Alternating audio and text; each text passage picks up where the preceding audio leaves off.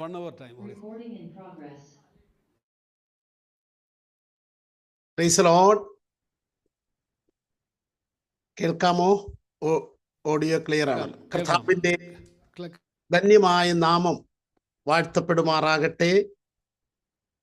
വീണ്ടും നിങ്ങളോട് ചേർന്ന് അനുഗ്രഹിക്കപ്പെട്ട കൂട്ടായ്മയിൽ ദൈവവചനവുമായി നിൽക്കുവാൻ സ്വർഗത്തിലെ ദൈവം ഒരുക്കിയ നല്ല ഭാഗ്യത്തെ ഓർത്ത് സ്തോത്രം ചെയ്യുന്നു. കർത്താവിന്റെ ദാസൻ ഓർമ്മിപ്പിച്ചതുപോലെ ഏറിയ നാളുകളായി റിജോയ്സ് ഫാമിലിയിൽ ഒരുമിച്ച് കൂടുവാൻ കഴിഞ്ഞിട്ട്, എങ്കിലും ഓർക്കുകയും ഞങ്ങളെ മിനിസ്ട്രിയെ ഓർത്ത് പ്രാർത്ഥിക്കുകയും ചെയ്യുന്ന വാത്സല്യ സഭയെ ഓർത്ത് സ്തോത്രം ചെയ്യുന്നു. സണ്ണി പാസ്റ്റർ കുടുംബത്തിനായി സ്തോത്രം. മീറ്റിംഗ് ലീഡ് ചെയ്ത കർത്താവിന്റെ ദാസനായി ദൈവത്തോട് നന്ദി പറയുന്നു. അനുഗ്രഹിക്കപ്പെട്ട നിലയിൽ ദൈവത്തെ ആരാധിപ്പാൻ കർത്താവ് സഹായിച്ചല്ലോ. എല്ലാവർക്കുമുള്ള വന്ദനങ്ങളെ അറിയിക്കുന്നു. വേഗത്തിൽ ദൈവവചന ചിന്തകളിലേക്ക് പോകാം. ജോലിയും യാത്രയും തിരക്കും ഒക്കെ കഴിഞ്ഞ് നിങ്ങൾ ഓടിയെത്തി ദൈവവചനത്തിന്റെ മുൻപിൽ ഇരിക്കുക. ഞങ്ങൾക്കും ഇവിടെ സൺഡേയിലാണ് ഞങ്ങളുടെ ആരാധന. ചില വർഷങ്ങളായിട്ട് ഫ്രൈഡേ മാറി സൺഡേയിലാ. രാവിലത്തെ ആരാധന 8 മണിക്ക് തുടങ്ങും. അല്പം ദൂരെയാണ്. പ്രഭാതത്തിൽ കഴിഞ്ഞ 6 വർഷമായിട്ടുള്ള തുടർമാനമായ പ്രാർത്ഥന അത് 4 മണിക്കുണ്ട്. വൈകിട്ടത്തെ ആരാധന ഞങ്ങൾക്ക് 5 മുതൽ 7:30 വരെ. അത് കഴിഞ്ഞ് പ്രാർത്ഥിച്ച് ട്രാഫിക്കിൽ കുടുങ്ങിപ്പോകാതെ ഓടിയെത്തി പ്രാർത്ഥന തുടങ്ങിയപ്പോഴേ ഇതിൽ ജോയിൻ ചെയ്യുവാൻ കർത്താവ് സഹായിച്ചു. വേഗത്തിൽ ഒരു ദൈവവചന ചിന്ത നിങ്ങളുമായിട്ട് ഷെയർ ചെയ്ത് പ്രാർത്ഥിപ്പാനായിട്ട് ആഗ്രഹിക്കുകയാണ്. ഒരുമിച്ചിരിക്കുന്നത് കൊണ്ട് എല്ലാവരുടെയും മുഖം കാണാനായിട്ട് പറ്റുന്നില്ല, എങ്കിലും എല്ലാവരെയും ഓർത്ത് സ്തോത്രം ചെയ്യുന്നു. കർത്താവ് അനുഗ്രഹിക്കട്ടെ. വളരെ പരിചയമുള്ള ഒരു വചനഭാഗം നിങ്ങളുമായിട്ട് ഷെയർ ചെയ്യാനാണ് ആഗ്രഹിക്കുന്നത്. മുൻകാലങ്ങളിലൊക്കെ അവിടെ വരുമ്പോഴും വചനത്തോടുള്ള നിങ്ങളുടെ താല്പര്യവും വചനത്തിന്റെ ശക്തി വെളിപ്പെടുന്നതും കണ്ട് സന്തോഷിപ്പാൻ ഇടയായിട്ടുണ്ട്. ഇന്ന് രാത്രിയിലും വചനത്തിന് ദൈവത്തോളം ശക്തിയുണ്ട്. എത്ര പേർക്ക് സ്തോത്രം ചെയ്യുവാൻ കഴിയും? നിങ്ങൾ ഒരുമിച്ച് ഹാളിൽ ഇരിക്കുന്നത് കൊണ്ട് നിങ്ങൾക്ക് ശബ്ദമുയർത്തുവാനൊക്കെ കഴിയുമല്ലോ. വചനത്തിന് ദൈവത്തോളം ശക്തിയാണ്. വചനം അയച്ച് സൗഖ്യമാക്കും. വചനം നിരാശകളെ മാറ്റുന്നതാണ്. നമുക്കറിയാം, നിരാശയോടെ എമ്മോസിലേക്ക് പോയ ശിഷ്യന്മാർ വചനത്തിന്റെ പൊരുൾ തിരിഞ്ഞപ്പോൾ അവർ തിരിച്ച് യെരുശലേമിലേക്ക് വരുന്നത് കാണുവാനിടയായി തീർന്നു. വചനത്തിന് ദൈവത്തോളം ശക്തിയുണ്ട്. കൊർന്നല്യോസിന്റെ ഭവനത്തിൽ വചനം കേട്ടുകൊണ്ടിരുന്നവർ പരിശുദ്ധാത്മാവിൽ നിറഞ്ഞു. അവർ അന്യഭാഷയിൽ സംസാരിച്ചു. ഇന്ന് രാത്രി ഞാൻ വിശ്വസിക്കുന്നു വചനത്തിന്റെ ശക്തി ഓരോ വ്യക്തികളിലും ഓരോ കുടുംബങ്ങളിലും വെളിപ്പെടുന്നത് ഓർത്ത് സ്തോത്രം ചെയ്യുക. വേഗത്തിൽ എബ്രായ ലേഖനം 11-ാം അധ്യായം അതിന്റെ 9-ാമത്തെ വാക്യം നമുക്ക് വളരെ പരിചയമുള്ള ഭാഗമാണ്. എബ്രായ ലേഖനം 11-ാം അധ്യായം 9-ാം വാക്യം ഞാൻ വായിക്കാം. വിശ്വാസത്താൽ അവൻ വാഗ്ദത്ത ദേശത്ത് ഒരു അന്യദേശത്ത് എന്ന പോലെ ചെന്ന് വാഗ്ദത്തത്തിന് കൂട്ടവാസികളായ ഇസഹാക്കിനോടും യാക്കോബിനോടും കൂടെ കൂടാരങ്ങളിൽ പാർത്തുകൊണ്ട് ദൈവം ശില്പിയായി നിർമ്മിച്ചതും അടിസ്ഥാനങ്ങളുള്ളതുമായ നഗരത്തിനായി കാത്തിരുന്നു. എബ്രായ ലേഖനം 11-ാം അധ്യായം ഒരു ദൈവവചന ശുശ്രൂഷയോടുള്ള ബന്ധത്തിൽ വലിയൊരു പ്രസംഗ ഭാഗമാണ്. ഓരോ കാലഘട്ടത്തിലെ പ്രതിസന്ധികളെ അതിജീവിച്ച് പ്രലോഭനങ്ങളിൽ കുടുങ്ങിപ്പോകാതെ ദൈവരാജ്യത്തിന്റെ വെളിപ്പാട് പ്രാപിച്ച് വിശ്വാസത്തോടെ നിന്ന വിശ്വാസ വീരന്മാരുടെ പട്ടികയാണ് പൗലോസ് എബ്രായ ലേഖനം 11-ൽ ചൂണ്ടിക്കാണിക്കുക. തുടക്കം തന്നെ വിശ്വാസം എന്നതോ ആശിക്കുന്നതിനുറപ്പം കാണാത്ത കാര്യങ്ങളുടെ നിശ്ചയം എന്ന് പറഞ്ഞ് വിശ്വാസത്താൽ അതിനകത്ത് വിശ്വാസത്താൽ നോഹയുണ്ട്, ഹാനോക്കുണ്ട്, ഹാബേലുണ്ട്, രാഹാബുണ്ട്, ശദ്രക്കുണ്ട്, മേശക്കൊമ്പുണ്ട്, ദാനിയേലുണ്ട്. ഇങ്ങനെ ഓരോ കാലഘട്ടത്തിലെ ഭക്തന്മാർ, ആ കാലഘട്ടത്തിൽ പ്രതിസന്ധികളുണ്ട്, പ്രലോഭനങ്ങളുണ്ട്. ഇതിൽ രണ്ടിലും വീഴാതെ ആ കാലഘട്ടത്തിൽ ജയത്തോടെ നിന്ന് ആമേൻ ആ കർത്താവ് ഒരുക്കുന്ന പട്ടണത്തിനായി കാത്തു നിൽക്കുന്ന വീരന്മാരെ കാണാം. ഇവിടെ അബ്രഹാമിനെ കുറിച്ച് പൗലോസ് എഴുതുമ്പോൾ ആ അബ്രഹാമിന്റെ പേര് മാത്രം എഴുതാതെ അവിടെ ഇസഹാക്കിന്റെയും യാക്കോബിന്റെയും കൂടെ പേര് എഴുതി ചേർത്തിട്ട് പറയുക, അബ്രഹാം ഇസഹാക്കിനോടും യാക്കോബിനോടും ചേർന്ന് ദൈവം ശില്പിയായി നിർമ്മിച്ച അടിസ്ഥാനമിട്ട ഒരു പട്ടണത്തിനായി കാത്തിരിക്കുക. എത്ര പേർക്ക് സ്തോത്രം ചെയ്യാൻ പറ്റും? ഇന്ന് രാത്രി ആമേൻ ഒരു വിടുതല് അത്ഭുതം എന്നൊരു വാക്കല്ല പറയാനുള്ളത്. നിത്യതയ്ക്കായി കാത്തിരിക്കുന്ന ഒരു ദൈവദാസനെ ഞാൻ പരിചയപ്പെടുത്താം. നമ്മുടെ യാത്ര നിത്യതയിലേക്കുള്ളതാണ്. അതിനകത്ത് വിശ്വാസ വീരന്മാരൊക്കെ നിങ്ങൾക്കറിയാം, താഴോട്ട് വായിക്കുമ്പോൾ മലകളിലും ഗുഹകളിലും പാറയുടെ പിളർപ്പിലുമൊക്കെ അവർ ദൈവരാജ്യത്തിനു വേണ്ടി കഷ്ടം സഹിച്ച് കാത്തു നിൽക്കുക. ചിലർ ഈർച്ചവാളിനാർ അറുക്കപ്പെട്ടു, വിശന്ന മൃഗങ്ങളുടെ മുന്നിലേക്ക് ഇട്ടുകൊടുത്തു. ഇവിടെയൊക്കെ മുഴുവനും കാണുന്നത് അവർ ജയാളികളായി പ്രതികൂലങ്ങളിൽ തകരാതെ ദൈവരാജ്യത്തിനു വേണ്ടി നിൽക്കുന്ന അനുഭവങ്ങളാണ്. ഇവിടെ ആമേൻ ഞാൻ ഇന്ന് നിങ്ങളെ മുമ്പിൽ പരിചയപ്പെടുത്തുന്നത് അബ്രഹാമ ഒരു കഥയല്ല, ഒരു ദൈവദാസൻ, ഒരു ദൈവ പൈതൽ നിത്യതയ്ക്കായിട്ടുള്ള യാത്രയിൽ അദ്ദേഹത്തിന്റെ യാത്രയുടെ ഓരോ ഘട്ടങ്ങളെ നമുക്ക് കാണുവാൻ കഴിയും. നമുക്കറിയാം, നമുക്ക് തന്നെ അറിയാം നമ്മൾ നിത്യതയുടെ യാത്രയിലാണോ എന്നുള്ളത്. ഓരോ ഘട്ടങ്ങളിലും നമ്മുടെ ജീവിതത്തിൽ പ്രതിസന്ധികളും പ്രതികൂലങ്ങളും ഒക്കെ വരും, പ്രലോഭനങ്ങളൊക്കെ വരും. അതിനകത്തൊക്കെ കുടുങ്ങിപ്പോകുന്നതല്ല ഒരു ദൈവ പൈതൽ. അതിന്റെ നടുവിലും ജയത്തോടെ നിന്ന് ദൈവരാജ്യത്തിനു വേണ്ടി കാത്തിരിക്കുന്ന ഒരനുഭവമായിരിക്കണം. ഇവിടെ അബ്രഹാം ഒറ്റയ്ക്കല്ല, താൻ പ്രാപിച്ചെടുത്ത ഒരു വെളിപ്പാട് അടുത്ത തലമുറയ്ക്ക് കൈമാറി, അവിടുന്ന് അടുത്ത തലമുറയ്ക്ക് കൈമാറി നിൽക്കുക. ഇന്ന് രാത്രി നാം എങ്ങനെയാണോ ദൈവരാജ്യത്തിനു വേണ്ടി വില കൊടുക്കുന്നത്, അത് അടുത്ത തലമുറകൾ നമ്മെ അനുകരിക്കുന്ന ഒരു അനുഭവത്തിലേക്ക് വരും. ഒരു ദൈവസഭ എന്തിനെയാണോ ഫോക്കസ് ചെയ്യുന്നത്, ആ ദൈവസഭയിലെ ഓരോ ദൈവമക്കളും അതിനെ തന്നെ ഫോളോ ചെയ്യുവാനിടയായിത്തീരും. നമ്മൾ അബ്രഹാമിനെ കുറിച്ച് കാണുന്നത്, ഞാൻ വേഗത്തിൽ ചില വാക്കുകൾ പറയാം. അബ്രഹാമിനെ കുറിച്ച് കാണുന്നത് ഉൽപ്പത്തി പുസ്തകം 12-ാം അധ്യായം. ഒരുപക്ഷെ ഒരു ബൈബിൾ സ്റ്റഡി ആയിട്ട് കണക്കൂട്ടിയാലും മതി. ജോസ് പാസ്റ്ററുടെ ശൈലി ഒന്നും മാറിയതല്ല. ഞാനിപ്പോ ഒരു 4 സൺഡേ ഇത് പഠിപ്പിച്ചുകൊണ്ടിരിക്കുക. ഇന്ന് ഇത് തന്നെ പഠിപ്പിച്ച് കർത്തൃമേശയുടെ ശുശ്രൂഷ നടത്തി 4 സൺഡേ തുടർമാനമായി ഇത് പഠിപ്പിക്കുക. കാര്യം ഒരു ദൈവ പൈതൽ നിത്യതയുടെ വെളിപ്പാടിൽ കർത്താവ് ഒരു സ്ഥലം ഒരുക്കുന്നു. എത്ര പേര് വിശ്വസിക്കുന്നു? ഞാൻ പോയി സ്ഥലം ഒരുക്കിയാൽ ഞാൻ ഇരിക്കുന്ന ഇടത്ത് നിങ്ങളെയും ചേർക്കാം എന്ന് വാഗ്ദത്തം തന്ന കർത്താവിന്റെ വരവ് ഏറ്റവും അടുത്തു. കർത്താവിന്റെ വരവ് അടുത്തു എന്ന് സൂര്യനെ നോക്കണ്ട, ചന്ദ്രനെ നോക്കണ്ട, കാലാവസ്ഥ നോക്കണ്ട, യുദ്ധങ്ങളെ നോക്കണ്ട, ക്ഷാമങ്ങളെ നോക്കണ്ട, ഭൂകമ്പം നോക്കണ്ട, പകർച്ചവ്യാധി നോക്കണ്ട, നമ്മുടെ ഇടയിൽ നോക്കിയാൽ മതി കർത്താവിന്റെ വരവെടുത്തെന്ന്. നമ്മുടെ ഇടയിൽ എവിടാ? നമ്മുടെ കൂട്ടായ്മകളിൽ, നമ്മുടെ വിശ്വാസത്തിൽ, നമ്മുടെ സ്നേഹത്തിൽ, നമ്മുടെ ഇടപെടലുകളിൽ ഒക്കെ നോക്കിയാൽ അറിയാം.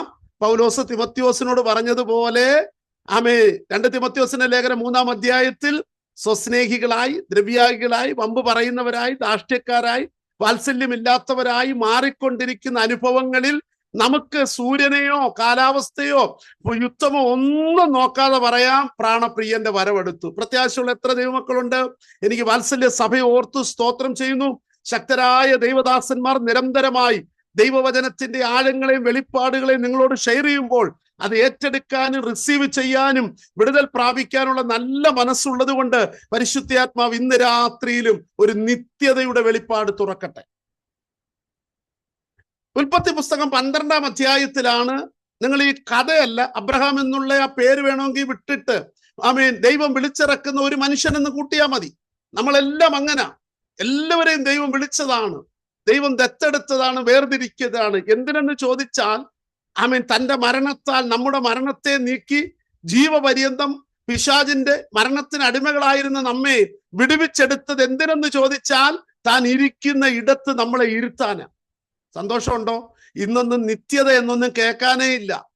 എല്ലാം ഭൂമിയിലുള്ള ചിന്തകളാണ്. കൊലോസ്യ ലേഖനം 3-ൽ പൗലോസ് പറഞ്ഞു, നിങ്ങൾ ക്രിസ്തുവിനോടുകൂടെ ഉയർത്തെഴുന്നേറ്റെങ്കിൽ ഇനി ഉയരത്തിലുള്ളത് ചിന്തിക്കണം, ഭൂമിയിലുള്ളതല്ല. നമുക്കിങ്ങനെ പ്രസംഗങ്ങളും പഠനങ്ങളും ഒക്കെ ഉണ്ടെങ്കിലും നമ്മുടെ ചിന്തകളൊക്കെ എവിടൊക്കെയോ മാറിപ്പോയി. ഇന്ന് രാത്രി അല്പസമയത്തെ ചിന്തയിൽ നമ്മുടെ ഉള്ളിൽ ആ നിത്യതയെക്കുറിച്ചൊരു ആവേശം ഉണ്ടാകട്ടെ. ഒരു മനുഷ്യൻ ഇറങ്ങി വരികയാണ് ദൈവശബ്ദം കേട്ട്. നമ്മൾ ഈ നിത്യത എന്ന് പറയുമ്പോൾ കാഹള ശബ്ദം കേൾക്കുമ്പോൾ എല്ലാവരും ഒന്നും പറന്നു ഉയരത്തൊന്നുമില്ല. പൗലോസ് പറഞ്ഞല്ലോ, എന്റെ നിര്യാണകാലം അടുത്തു, നല്ല പോർ പൊരുതു, ഓട്ടം തികച്ചു, വിശ്വാസം കാത്തു, നീതിയുടെ കിരീടത്തിനായി കാത്തിരിക്കുക. തനിക്കൊരു ഉറപ്പുണ്ട്, ഇന്ന് രാത്രി ഉറപ്പുള്ള ദൈവമക്കൾക്കായി സ്തോത്രം. ഞാൻ ആരെയും മാർഗിടുകയല്ല. നമുക്കറിയാം നമ്മൾ പോകുമോ ഇല്ലയോ എന്ന്.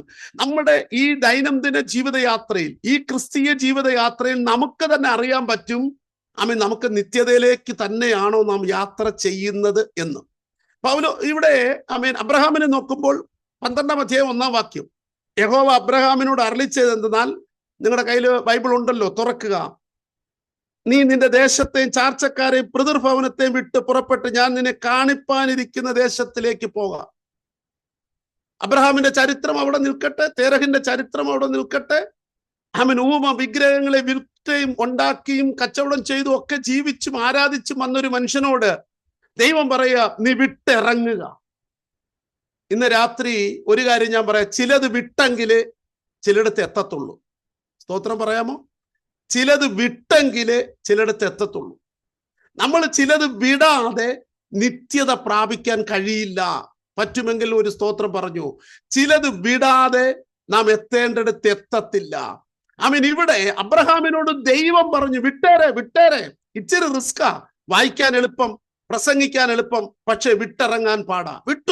വിട്ടിറങ്ങി താഴോട്ട് വരുമ്പോൾ അവൻ വിട്ടുടനെ, ഞാൻ നിന്നെ വലിയൊരു ജാതിയാക്കും, നിന്നെ അനുഗ്രഹിച്ച് നിന്റെ പേർ വലുതാക്കും, നീ ഒരു അനുഗ്രഹമായി തീരും. ശ്രദ്ധിക്കണമേ, ഇറങ്ങി വന്ന ഉടനെ ദൈവവുമായിട്ടുള്ള നേരിട്ടുള്ള സംസാരമാണ്.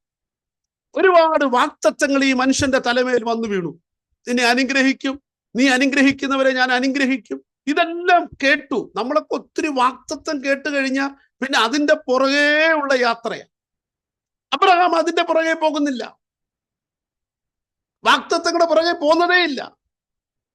7-ാമത്തെ വാക്യത്തിലെത്തുമ്പോൾ വീണ്ടും യഹോവ അബ്രഹാമിന് പ്രത്യക്ഷനായി, നിന്റെ സന്തതിക്ക് ഞാൻ ഈ ദേശം കൊടുക്കുമെന്ന് അരുളി ചെയ്തു. സന്തതി ഇല്ല, പക്ഷെ ഈ ദേശം കൊടുക്കുമെന്ന് അബ്രഹാമിനോട് തലമുറയോട് വാക്തത്വം പറയുക. അതിന്റെ പുറകിലൊന്നും പോകുന്നില്ല. ദൈവശബ്ദം കേട്ട് വാക്തത്വം പ്രാപിച്ച അബ്രഹാം, ഇനി ഞാൻ പറയുന്ന ഭാഗം നിങ്ങളൊന്ന് ശ്രദ്ധിക്കുക. 8-ാമത്തെ വാക്യം,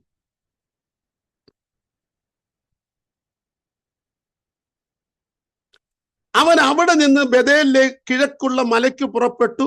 ബേഥേൽ പടിഞ്ഞാറും ഹായ് കിഴക്കുമായി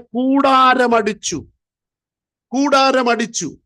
അവിടെ അവൻ യഹോവയ്ക്കൊരു യാഗപീഠം പണിതു, യഹോവയുടെ നാമത്തിൽ ആരാധിച്ചു. അപ്പോൾ നിങ്ങൾ ഒരു സ്റ്റെപ്പായിട്ടൊന്ന് കണക്ക് കൂട്ടണം. ഒരു മനുഷ്യനെ ദൈവം വിളിച്ചിറക്കുന്നു, അബ്രഹാം എന്നുള്ള പേര് വിട്ടേരെ. ഒരു മനുഷ്യനെ ദൈവം വിളിക്കുന്നു, അവൻ ആ വിളി അനുസരിക്കുന്നു.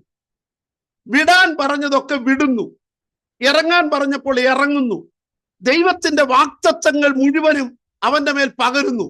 ആ വാക്തത്വങ്ങളിൽ ഒന്നും പിടിച്ചു നിൽക്കാതെ തീർന്നില്ല, അടുത്ത് ജനിക്കാൻ പോകുന്ന തലമുറയോടുമുള്ള വാക്തത്വം, ഈ ദേശം നിന്റെ തലമുറയ്ക്ക് കൊടുക്കും. എന്നിട്ടും അതിലോട്ടൊന്നും പോകുന്നില്ല. ശ്രദ്ധിക്കണം, അടുത്തത് അബ്രഹാം ചെയ്തത് ഒരു കൂടാരമടിച്ചു. ഒരു സ്തോത്രം പറയാമോ? ഒരു കൂടാരമടിച്ചു. അടുത്തത് നമ്മൾ പറയണം, ഒരു യാഗപീഠം പണിതു. അടുത്തത് ഒരാരാധന തുടങ്ങി. ഇന്ന് രാത്രി അനുഗ്രഹിക്കപ്പെട്ട ദൈവമക്കളോട് ഒരാലോചന പറയാം. നിത്യതയുടെ വെളിപ്പാടിലാണ് യാത്ര ചെയ്യുന്നതെങ്കിൽ കൂടാരത്തിൽ ഒരു യാഗപീഠം വേണം, കൂടാരത്തിൽ ഒരാരാധന വേണം. സ്തോത്രം പറയാമോ? ഒരുപാട് പ്രസംഗങ്ങൾ അകത്തിരിപ്പുണ്ട്. അതല്ല, ഞാൻ ദൈവത്തോട് ആലോചന ചോദിച്ചിട്ട് തന്നെയാ ഇന്ന് രാത്രി ഈ വചനം നിങ്ങളുമായിട്ട് ഷെയർ ചെയ്യുന്നത്. ഒരുപക്ഷെ ഉണർവിന്റെ, വിടുതലിന്റെ, അത്ഭുതത്തിന്റെ സന്ദേശങ്ങൾ പറയാം. അല്ല, ഇന്ന് രാത്രി വ്യത്യസ്തമായ നിലയിൽ ഇന്ന് രാത്രി പരിശുദ്ധാത്മാവ് തൊടണം. ഇറങ്ങി വന്ന ഈ മനുഷ്യന് ഏത് ദേശവും കൊടുത്തു, അനുഗ്രഹിച്ചു.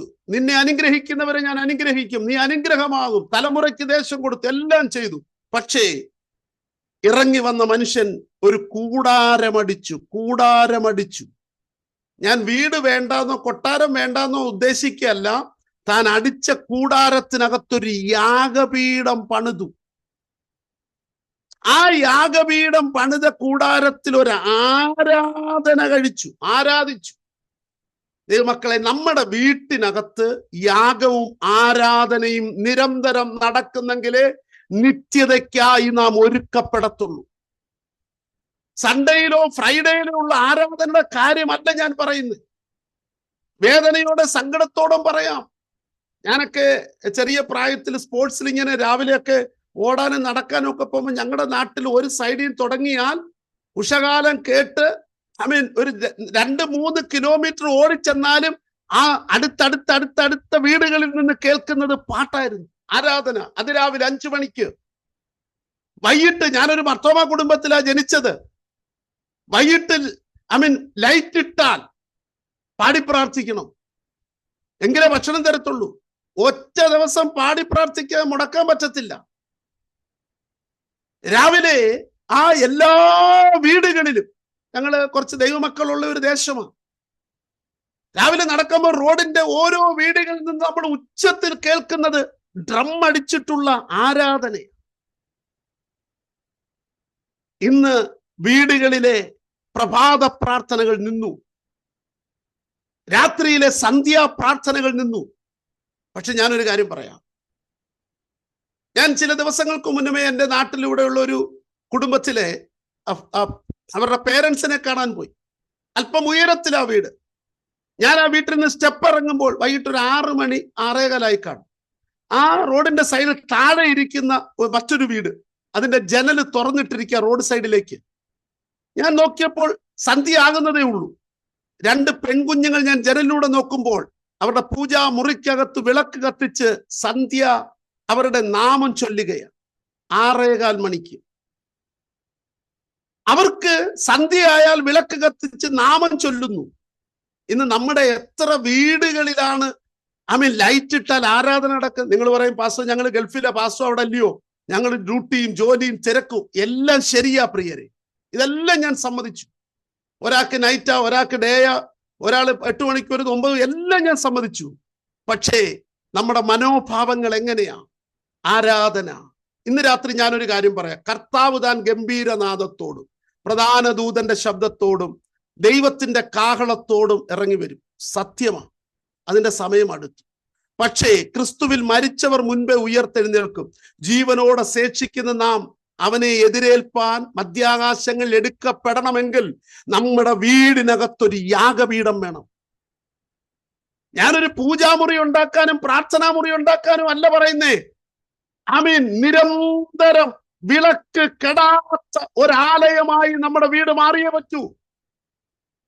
ഞായറാഴ്ച വെള്ളിയാഴ്ച കൊണ്ടുവച്ചിട്ട് പിറ്റേ വെള്ളിയാഴ്ച ബൈബിൾ എടുക്കുന്ന സ്വഭാവമോ ആരാധനയില്ലാത്ത സന്ധ്യാപ്രാർത്ഥനയില്ലാത്ത ചടങ്ങുകളായി മാറുന്നെങ്കിൽ, ഞാൻ ഇന്ന് രാത്രി നിങ്ങൾ പാസ്റ്ററോട് പറഞ്ഞാൽ മതി, കുറെ വർഷമായി ഞാൻ റിജോയ്സ് വന്നിട്ട് ഇനി വിളിക്കല്ലേ എന്ന് പറഞ്ഞാൽ മതി, കുഴപ്പമില്ല. ഞാൻ ആരെ സന്തോഷിപ്പിക്കുന്ന കാര്യമല്ല പറയുന്നത്. ഇന്ന് രാത്രി ഒരു കാര്യം പറയാം. ഞായറാഴ്ച മാത്രം ആരാധിച്ചാൽ, വെള്ളിയാഴ്ച മാത്രം ആരാധിച്ചാൽ ഈ നിത്യതയുടെ കവാടം തുറക്കത്തിൽ ദൈവമായിട്ട് നിരന്തരം നമ്മുടെ കൂടാരത്തിനകത്തൊരു യാഗപീഠം, കൂടാരത്തിനകത്തൊരു ആരാധന ഉണ്ടെങ്കിൽ ഞാൻ ഉറപ്പോടെ ഗ്യാരണ്ടി പറയാം, നമ്മൾ മാത്രമല്ല പോകുന്നേ, അടുത്ത തലമുറയും ഇത് കണ്ടു വളരും. സ്തോത്രം ചെയ്യാമോ? നിങ്ങളുടെ ചർച്ചില് ആരെങ്കിലും പുതിയതായിട്ട് വരുന്നെങ്കിൽ, ഒരാരാധനയ്ക്ക് പോകാത്ത ആരെങ്കിലും വരുന്നെങ്കിൽ, നിങ്ങൾ അവരൊന്ന് ശ്രദ്ധിച്ചാൽ മതി. നമ്മൾ കൈയടിക്കുമ്പോൾ അവര് കൈയടിക്കും. എന്തിനാ അടിച്ചെന്ന് അവർക്കറിയത്തില്ല. നമ്മൾ ഹല്ലേലൂയ പറഞ്ഞ് കൈപൊക്കുമ്പോൾ അവരും കൈപൊക്കും. എന്തിനാന്ന് അറിയത്തില്ല. നിങ്ങൾ സന്ധ്യാപ്രാർത്ഥനയ്ക്ക് പായിട്ടിരുന്ന് പ്രാർത്ഥിച്ചേ, നിങ്ങളിങ്ങനെ കാലയിൽ അടിച്ചാണ് താളം പിടിക്കുന്നത്, നിങ്ങളുടെ കുഞ്ഞ് കാലേ താളം പിടിക്കും. നിങ്ങൾ കയ്യ അടിക്കുന്നത് കൈയടിക്കും. ഞാൻ പറഞ്ഞ സത്യമാണെങ്കിൽ ആ കരം ഒന്ന് കാണട്ടെ, ശരിയാണോ? നിങ്ങൾ എങ്ങനാണോ ആരാധിക്കുന്ന അതേ നിലയിൽ ആ കുഞ്ഞ് താളം പിടിക്കും. ഇന്ന് രാത്രിയില് എബ്രായ സഭയോട് പൗലോസ് പറഞ്ഞത്, അബ്രഹാം ഇസഹാക്കിനോടും യാക്കോബിനോടും ചേർന്ന് ദൈവശില്പിയായി നിർമ്മിച്ച് അടിസ്ഥാനമിട്ട ഒരു പട്ടണത്തിനായി കാത്തു നിൽക്കുകയാ. അബ്രഹാം പ്രാപിച്ചൊരു വെളിപ്പാട് അടുത്ത തലമുറയിൽ എങ്ങനെ ചെന്നു? ഇസഹാക്ക് പ്രാപിച്ചൊരു വെളിപ്പാട് അടുത്ത തലമുറയിൽ എങ്ങനെ ചെയ്തു? ഞാൻ നിങ്ങളെ വിവരിക്കാം. ഈ പുസ്തകം ഒന്ന് പഠിച്ചു നോക്കിയാൽ അബ്രഹാം കൂടാരം മാറ്റി മാറ്റി അടിക്കുന്നുണ്ട്. പക്ഷെ എവിടെ കൂടാരം മാറ്റി മാറ്റി അടിച്ചാലും അതിനകത്തൊരു യാഗപീഠമുണ്ട്, അതിനകത്തൊരു ആരാധനയുണ്ട്. നിങ്ങൾക്ക് ശബ്ദമുയർത്തി പറയാൻ പറ്റുമോ? കൂടാരം, യാഗപീഠം, ആരാധന. ഈ 3 വാക്കെങ്കിലും ഇന്ന് രാത്രി നിങ്ങളുടെ അകത്തിരിക്കട്ടെ. നമ്മുടെ വീട്ടിൽ വെളിപ്പെടേണ്ടത് ഒരു യാഗപീഠമാണ്. നമ്മുടെ വീട്ടിൽ വെളിപ്പെടേണ്ടത് ഒരു ആരാധനയാണ്. അങ്ങനെയെങ്കിൽ ഞാൻ പറയാം, ഈ ആരാധനയും ഈ യാഗപീഠവും നമ്മുടെ സ്വഭാവം മാറ്റും. നിങ്ങൾ ഈ അബ്രഹാമിനെ പഠിക്കുമ്പോൾ തന്നെ അന്ന് കൊലോസ്യ ലേഖനമില്ല, പൗലോസ് എഴുതിയിട്ടില്ല. അന്ന് റോമാലേഖനം പൗലോസ് എഴുതിയിട്ടില്ല.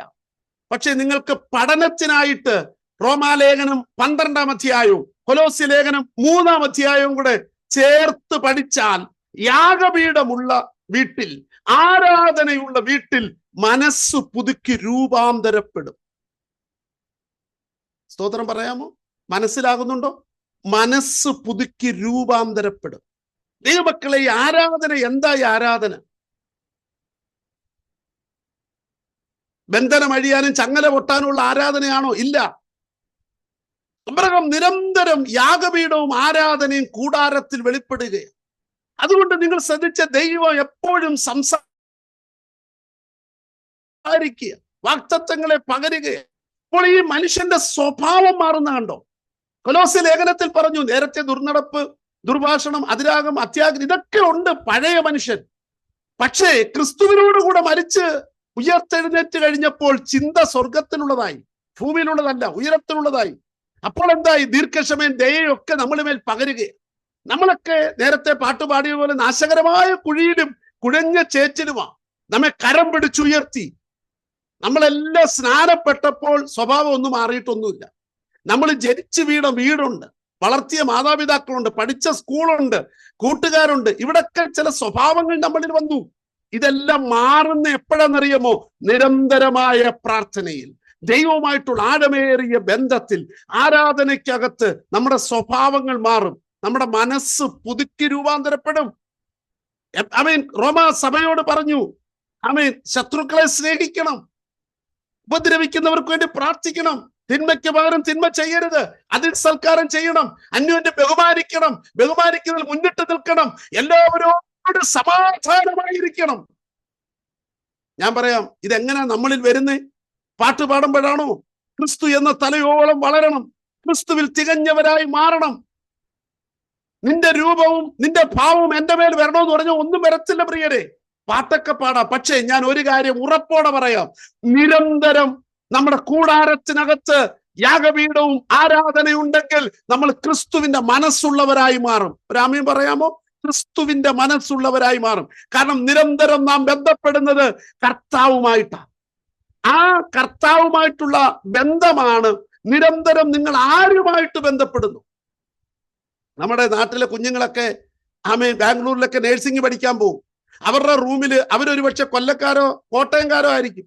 അവരവിടെ ചെല്ലുമ്പോൾ ആമേൻ തൃശ്ശൂരുള്ള 4 കുഞ്ഞുങ്ങളുടെ കൂടെ താമസിക്കുമെങ്കിൽ തൃശ്ശൂർ ഭാഷയിലെ പിന്നെ സംസാരിക്കുന്നു. തിരുവനന്തപുരത്തുള്ളവരോട് താമസിക്കുന്ന ആ ഭാഷയിലാണ് സംസാരിക്കുന്നത്. എഴുതി പഠിച്ചാണോ? വായിച്ചു പഠിച്ചാണോ? നിങ്ങൾ മിണ്ടുന്നില്ലല്ലോ. നിങ്ങൾക്ക് എന്തോ ഇത്ര ദേഷ്യം?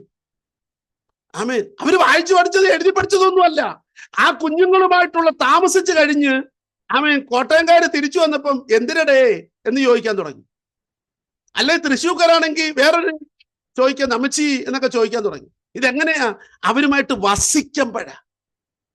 നമ്മൾ എത്രയോ ബസ്സിൽ വെച്ച്, ട്രെയിനിൽ വെച്ച്, ഫ്ലൈറ്റിൽ വെച്ച് തൃശ്ശൂർക്കാരെ കണ്ടു. നമ്മൾ തൃശ്ശൂർ ഭാഷ പഠിച്ചോ? നമ്മൾ എത്രയോ ഹോട്ടലിൽ കയറിയപ്പോൾ, എയർപോർട്ടിൽ ചെന്നപ്പോൾ, റെയിൽവേ സ്റ്റേഷൻ ചെന്നപ്പോൾ തിരുവനന്തപുരത്തുകാരെ കണ്ടു. നമ്മൾ തിരുവനന്തപുരം ഭാഷ പഠിച്ചോ? ഇല്ല. അവരുടെ കൂടെ താമസിച്ച്, അവരുടെ കൂടെ പഠിച്ച്, അവരുടെ കൂടെ ഭക്ഷണം കഴിച്ച് ഒരുമിച്ചുള്ള വാസത്തിലൂടെയാണ് ആ ശൈലി മാറിയത്. മനസ്സിലായവർക്കായി സ്തോത്രം. അപ്പോൾ ഈ ആഴ്ചയിൽ ഒരു ദിവസം കണ്ടുമുട്ടിയെന്ന് വെച്ച് ശൈലി മാറത്തില്ല, സ്വഭാവം മാറത്തില്ല. നിരന്തരമായി ആ കൂടാരത്തിനകത്ത് യാഗപീഠവും ആരാധനയും വെളിപ്പെട്ടപ്പോൾ അബ്രഹാം എന്ന് പറയുന്ന മനുഷ്യൻ ദൈവാരൂപിയായി മാറി, ക്രിസ്തുവിന്റെ മനസ്സിലേക്ക് മാറി. ഞാൻ കാണിച്ചു തരാം. ആ ഒരു റൂട്ടിലൂടെ, ആ ഒരു മാപ്പിലൂടെ ഇന്ന് രാത്രി യാത്ര ചെയ്താൽ ഉറപ്പാ നിങ്ങൾക്ക് നിത്യതയ്ക്കായി കാത്തിരിക്കാൻ പറ്റും. ഇല്ലെങ്കിൽ നമ്മുടെ ചിന്ത മൊത്തം ഭൂമിയിലായിരിക്കും. എങ്ങനെങ്കിലും പിള്ളേരെ കരക്കെത്തിക്കുക, എങ്ങനെങ്കിലും കാര്യങ്ങൾ ചെയ്യുക, ആ ലോൺ അടച്ചു തീർക്കുക, എങ്ങനെങ്കിലും രക്ഷപ്പെടുത്ത കുറെ ചിന്തകൾ നമ്മെ അടക്കി ഭരിക്കും. ഇന്ന് നമ്മൾ കേൾക്കുന്നതിൽ 90% ഭൗതികത്തിന്മേലുള്ള ദൂതുകളാണ്. പക്ഷേ ഇന്ന് രാത്രി ഞാൻ പറയുന്നു, നിത്യതയ്ക്കായി ഒരുക്കപ്പെടണം. നമുക്ക് യാത്ര തുടരുമ്പോൾ കാണാം. അടുത്ത ഭാഗത്തിലേക്ക് എത്തുമ്പോൾ കൂടാരം, യാഗപീഠം, ആരാധന. മറക്കല്ലേ, കൂടാരം, യാഗപീഠം, ആരാധന. നിങ്ങളുടെ ഇന്ന് ഒരു 4-5 വട്ടം പറയണം, കൂടാരം, യാഗപീഠം, ആരാധന. ആ മനുഷ്യൻ പോകുക. വേഗത്തിൽ 1-2 കാര്യങ്ങളെ പറയട്ടെ. ആ മനുഷ്യൻ പോയി നേരെ ചെല്ലുമ്പോൾ തന്റെ കൂടെ ഇറങ്ങി വന്നൊരു ലോത്തുണ്ട്. കഥ നമുക്കറിയാം, കഥയല്ല, ഒരു ലോത്തുണ്ട്. പെട്ടെന്ന് ഒരു ചെറിയ ആട്ടിടയന്മാർക്കുള്ള പ്രശ്നത്തിൽ പിരിഞ്ഞോളാൻ പറഞ്ഞു. കുഴപ്പമില്ല, പിരിഞ്ഞു. പെട്ടെന്ന് നിനക്ക് ഇഷ്ടമുള്ളത് എടുത്തോളാൻ പറഞ്ഞു. ഇദ്ദേഹം വളരെ പ്ലാൻഡ് ആണ്. ഇദ്ദേഹം അവിടൊക്കെ നോക്കി വെച്ചിരുന്നതാണ് നല്ല നീരോട്ടമുള്ള, വേദപുസ്തകം പറയുന്നു സോദോം ഗോമോറ പട്ടണം നശിപ്പിക്കുന്നതിന് മുന്നമേ നല്ല ഫലപുഷ്ടിയുള്ള നീരോട്ടമുള്ള പച്ചപ്പുള്ള സ്ഥലമായിരുന്നു. നിങ്ങളൊന്ന് ശ്രദ്ധിച്ചേ, ഈ മനുഷ്യൻ ഉയരത്തിലുള്ളതാണോ അന്വേഷിച്ച് നടന്നത്, ഭൂമിയിലുള്ളതാണോ അന്വേഷിച്ച് നടന്നത്? നിങ്ങൾ ശ്വാസം പിടിച്ചിരിക്കുകയാണോ? എനിക്ക് നല്ലതായിട്ട് കാണാനും പറ്റുന്നില്ല. ഇല്ല, ചില നേരത്തെ കോവിഡ് സമയത്ത് ഓൺലൈൻ ക്ലാസ്സിൽ ടീച്ചർ എന്തെങ്കിലും ചോദ്യം ചോദിക്കുകയാണെങ്കിൽ നെറ്റ് അങ്ങ് പോകും. അങ്ങനെ ചോദ്യം ചോദിക്കുമ്പോൾ നെറ്റ് പോകുന്നതല്ല. നിങ്ങൾക്ക് മനസ്സിലാക്കുന്നുണ്ടല്ലോ. ഈ ലോത്ത് എപ്പോഴും ഭൂമിയിലുള്ളതാ നോക്കിയ കണ്ടോ, നീരോട്ടമുള്ളത് നോക്കിയോ. ചില കൊച്ചുങ്ങളോട് ചോദിച്ചാൽ മതി. 10ാം ക്ലാസ്സിലാകുമ്പോഴേ ചോദിച്ചാൽ മോളെ എന്തോ ആവാൻ ആഗ്രഹം? ഡോക്ടർ ആവണം, എഞ്ചിനീയർ ആവണം, സയന്റിസ്റ്റ് ആവണം. അവർ പ്ലാൻഡ് ആണ്. ചില പിള്ളേരോട് ചോദിച്ചാൽ ഒന്നും തീരുമാനിച്ചില്ല, പരീക്ഷ പോലും എഴുതണമെന്ന് തീരുമാനിച്ചില്ലെന്ന് പറയും. വല്ല മനസ്സിലായോ? അന്നേരം ഈ ചോദിച്ചു, നീ അതെടുത്ത് ഉടനെ ഇദ്ദേഹം നേരത്തെ തന്നെ സോദോം നോക്കി പട്ടണമൊക്കെ കണ്ട് ഫലപുഷ്ടിയൊക്കെ കണ്ട് നടക്കുക. അബ്രഹാം എവിടെ നോക്കി നടക്കുമെന്നറിയാമോ? ദൈവം ശില്പിയായി നിർമ്മിക്കുന്ന പട്ടണം നോക്കി നടക്കുക, കാണിപ്പാനിരിക്കുന്ന ദേശം. അതുകൊണ്ട് പറഞ്ഞു എടുത്തോളാൻ പറഞ്ഞു. അതെടുത്തു, ഏറ്റവും നല്ലത് എടുത്തോണ്ട് പോയി. തീർന്നില്ല, ദൈവം പറഞ്ഞു തല ഉയർത്തി നോക്ക അബ്രഹാമേ, നീ നോക്കുന്നതല്ല നിനക്ക. ദൈവമക്കളെ, ഞാനൊരു കാര്യം പറയാം. അബ്രഹാം ബഹു സമ്പന്നനായിരുന്നു. ഒരു സ്തോത്രം പറ. സമ്പത്ത് ഒരിക്കലും നിത്യതയ്ക്ക് തടസ്സമല്ല. ദൈവം തരുന്ന ദാനം ഒരിക്കലും നിത്യതയ്ക്ക് തടസ്സമല്ല. പക്ഷെ നമ്മുടെ നോട്ടം അങ്ങോട്ടല്ല, നോട്ടം ഉയരത്തിലേക്കായിരിക്കണം. അബ്രഹാമിന്റെ അതേ കാലഘട്ടത്തിൽ ജീവിച്ച ആളല്ലേ യോബ്? ബഹു സമ്പന്നനാ. ആടുകളുടെ എണ്ണം, ഒട്ടകങ്ങളുടെ എണ്ണം, കഴുതകളുടെ എണ്ണം നിങ്ങൾ എണ്ണി നോക്കിയാൽ കാലഘട്ടങ്ങളെ വിവേചിച്ചാൽ ഏറ്റവും സമ്പന്നനാ. പക്ഷേ സമ്പത്ത് അദ്ദേഹത്തിന്റെ ഭക്തിക്ക് തടസ്സമല്ല, സമ്പത്ത് ആരാധനയ്ക്ക് തടസ്സമല്ല, സമ്പത്ത് വിശുദ്ധിക്ക് തടസ്സമല്ല. താൻ ഭക്തനായി ജീവിച്ചു, വിശ്വസ്തനായി ജീവിച്ചു, ദോഷം വിട്ടകന്ന് ജീവിച്ചു. മാത്രമെന്നോ തന്റെ തലമുറകളെ തെറ്റ് ചെയ്തു പോയോ എന്ന് പറഞ്ഞ് അവർക്ക് വേണ്ടി യാഗം കഴിച്ചു. ഒന്നിനും മുടക്കമില്ല. അബ്രഹാമിന് എല്ലാം ഉണ്ട്, കണ്ണെത്തുന്ന ദൂരത്തോളം എടുത്തോ. പക്ഷെ നോട്ട് അവിടെയല്ല, കാണിപ്പാനിരിക്കുന്ന ദേശത്തിലേക്കുള്ള യാത്രയാ. ശ്രദ്ധിക്കണമേ, മനുഷ്യന്റെ സ്വഭാവം മാറുന്ന കണ്ടോണം. കൂടാരത്തിൽ വെളിപ്പെട്ട ആരാധനയിൽ സ്വഭാവം മാറുന്ന നിങ്ങൾ ശ്രദ്ധിച്ചോണം. ലോത്ത് ഇഷ്ടമുള്ളത് മേടിച്ചോണ്ട് പോയി. കുറച്ചു കഴിഞ്ഞപ്പോൾ ഒരാൾ വന്നു പറഞ്ഞു, ലോത്തിനെയും ഭാര്യയും മക്കളെയും സമ്പത്തും എല്ലാം കൂടെ രാജാവ് അടിച്ചുകൊണ്ട് പോയെന്ന് പറഞ്ഞു. നമ്മൾ ഇനി ഒന്ന് സത്യസന്ധമായിട്ട് പച്ചയ്ക്കൊന്ന് സംസാരിച്ച് നമ്മളെന്ത് വിചാരിക്കും? പ്രാർത്ഥിച്ചോളാം, പറ്റുമെങ്കിൽ കയ്യും കൂടെ കൂപ്പി കാണിക്കും. വാട്സപ്പിലെ കൈ കൂപ്പി കാണിക്കുന്നില്ല. ഇനി പ്രാർത്ഥിച്ചോളാന്നോ ഞങ്ങളെ ശല്യപ്പെടുത്തല്ലോ എന്നാന്നോ ഒന്നും അറിയത്തില്ല. എന്തായാലും ഒരു സിമ്പൽ കാണിക്കും, നമ്മൾ എന്തെങ്കിലും ഒന്ന് കാണിക്കും. അബ്രഹാം പറയേണ്ടത് മാനുഷികമായിട്ട് അല്ലെങ്കിലും ഈ ദൈവഹിതമില്ലാത്ത അബ്രഹാം പറഞ്ഞതല്ല, നമ്മുടെ ഭാഷ പറഞ്ഞു. ദൈവഹിതം ഇല്ലാത്തതെല്ലാം പോവും. പറ, ദൈവഹിതം ഇല്ലാത്തതെല്ലാം പോവും. നമ്മളും പറഞ്ഞിട്ടില്ലേ, ദൈവഹിതം ഇല്ലാത്തതെല്ലാം പോവും. ഇപ്പൊ എല്ലാം അടിച്ചോണ്ട് പോയി, ഭാര്യയും പിള്ളേരും എല്ലാം അടിച്ചോണ്ട് പോയി. 2 ദിവസം അവിടെ കിടക്കട്ടെ. No no no. യാഗപീഠമുള്ള ആരാധനയുള്ള കൂടാരത്തിൽ പാർക്കുന്ന അബ്രഹാം റോമാലേഖനം 12 പോയി, കൊലോസ്യ ലേഖനം 3 പോയി, 1 കൊരിന്ത്യർ ലേഖനം 13 പോയിട്ട് ഈ മനുഷ്യൻ എന്താ ചെയ്തെന്നറിയാമോ? വീട്ടിലെ 318 അഭ്യാസികളുമായി പോയി ആ രാജാക്കന്മാരെ പരാജയപ്പെടുത്തി ലോത്തിനെയും കുടുംബത്തെയും കുഞ്ഞുങ്ങളെയും ഭാര്യയെയും സമ്പത്തിനെയും തിരിച്ചു കൊണ്ടുവന്നു. സ്തോത്രം പറയാൻ എത്ര പേരുണ്ട്? ദീർഘക്ഷമയുള്ളവൻ, അസൂയയില്ലാത്തവൻ, പിണക്കമില്ലാത്തവൻ. ഞാൻ പറയാം, ഈ മനുഷ്യനാണ് ദൈവം ശില്പിയായി നിർമ്മിച്ച അടിസ്ഥാനമിട്ട പട്ടണത്തിനായി കാത്തു നിൽക്കുന്നത്. നിങ്ങളുടെ ഗ്രാഫ് ഒന്ന് വരച്ചു നോക്കിയാൽ മതി, യാത്ര എങ്ങോട്ടാണ്. ഒരു പിണക്കവും ഈ മനുഷ്യനോടില്ല. തീർന്നില്ല. അതിനുശേഷം 18-ാം അധ്യായത്തിൽ എത്തുമ്പോൾ ഇദ്ദേഹം കൂടാരവാതിക്കൽ ഇരിക്കുമ്പോൾ 3 പുരുഷന്മാർ അതിലെ വരുന്നു. ദൂതന്മാരാണോ ദൈവമാണോ ഒന്നും അവിടെ എഴുതിയിട്ടില്ല, 3 പുരുഷന്മാരെന്നേ ഉള്ളൂ. നിങ്ങളൊന്ന് ശ്രദ്ധിച്ച്, ബഹു സമ്പന്നൻ, സർവശക്തനായ ദൈവം നേരിട്ട് കൊടുത്തിരിക്കുക. നീ ഒരു അനുഗ്രഹമാണ്. നീ അനുഗ്രഹിക്കുന്നവർ അനുഗ്രഹിക്കപ്പെടും. നീ തല ഉയർത്തി നോക്കിയോ, ഇതെല്ലാം നിനക്കുള്ളതാ, ഇതെല്ലാം നിന്റെ സന്തതിക്ക് കൊടുക്കും. ഇത്രയും സമ്പന്നൻ കൂടാരവാതിക്കൽ ഇരിക്കുമ്പോൾ അതുവഴി പോയ 3 പേരെ നിങ്ങൾ ശ്രദ്ധിച്ച്, ഓടി അങ്ങോട്ട് ഇറങ്ങിച്ചെന്നു, നിലത്തോളം കുനിഞ്ഞു. ശ്രദ്ധിച്ചില്ല. പട്ടണത്തിലെ ഏറ്റവും വലിയ സമ്പന്നനായ ഇദ്ദേഹം ആരാന്നറിയത്തില്ല. അതിഥികളാണോ പിച്ചക്കാരാണോ വഴിയെ പോന്നവരാണോ അറിയത്തില്ല. ഓടിച്ചെന്നു നിലം വരെ കുനിഞ്ഞു. കണ്ടോ?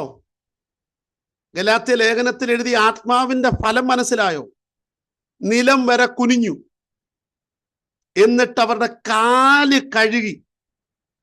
റോമാലേഖനം 12 കണ്ടോ?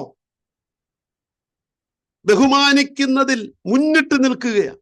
അവരുടെ കാല് കഴുകി. ആ കാലഘട്ടത്തിൽ വരുന്നവരുടെ പദവി അനുസരിച്ച് ആ കാല് കഴിയുന്നത്. വീട്ടിലെ ഉടമസ്ഥൻ കാല് കഴുകത്തില്ല, ദാസന്മാര് പോയി കഴിയാ മതി. ഇതാരാന്നറിയത്തില്ല. നിലത്തോളം കുനിഞ്ഞു, കാല് കഴുകി. അടുത്തത് റോമർ 12 അതിഥി സൽക്കാരം കണ്ടോ? പോകരുത്, പോകരുത്, അരമുറി അപ്പം കഴിച്ചിട്ട് പോയാൽ മതി. ഞാൻ ഈ പറയുന്ന വേദഭാഗങ്ങളൊന്ന് കുറിച്ചു വെച്ചോണേ. റോമർ 12 കൊലോസ്യർ 3 1 കൊരിന്ത്യർ 13 ഒക്കെ ഒന്ന് എഴുന്നിട്ട് ഞാൻ ഈ പറയുന്ന വാക്കുകളൊക്കെ അതിനകത്തുണ്ടോ നോക്കണം.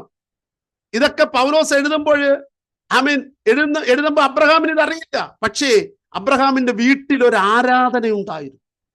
അബ്രഹാമിന്റെ വീട്ടിൽ ഒരു യാഗപീഠം ഉണ്ടായിരുന്നു. അതുകൊണ്ട് അവനറിയാം എങ്ങനെ ബഹുമാനിക്കണം, എങ്ങനെ മറ്റൊരാളെ കരുതണം, എങ്ങനെ ഒരു അതിഥിയെ സൽക്കരിക്കണം, തന്നേക്കാൾ ശ്രേഷ്ഠനാണെന്ന് എങ്ങനെ ഒരാളെ കരുതണം.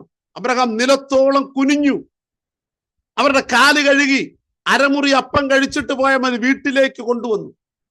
എന്നിട്ട് എന്താ ചെയ്തേ?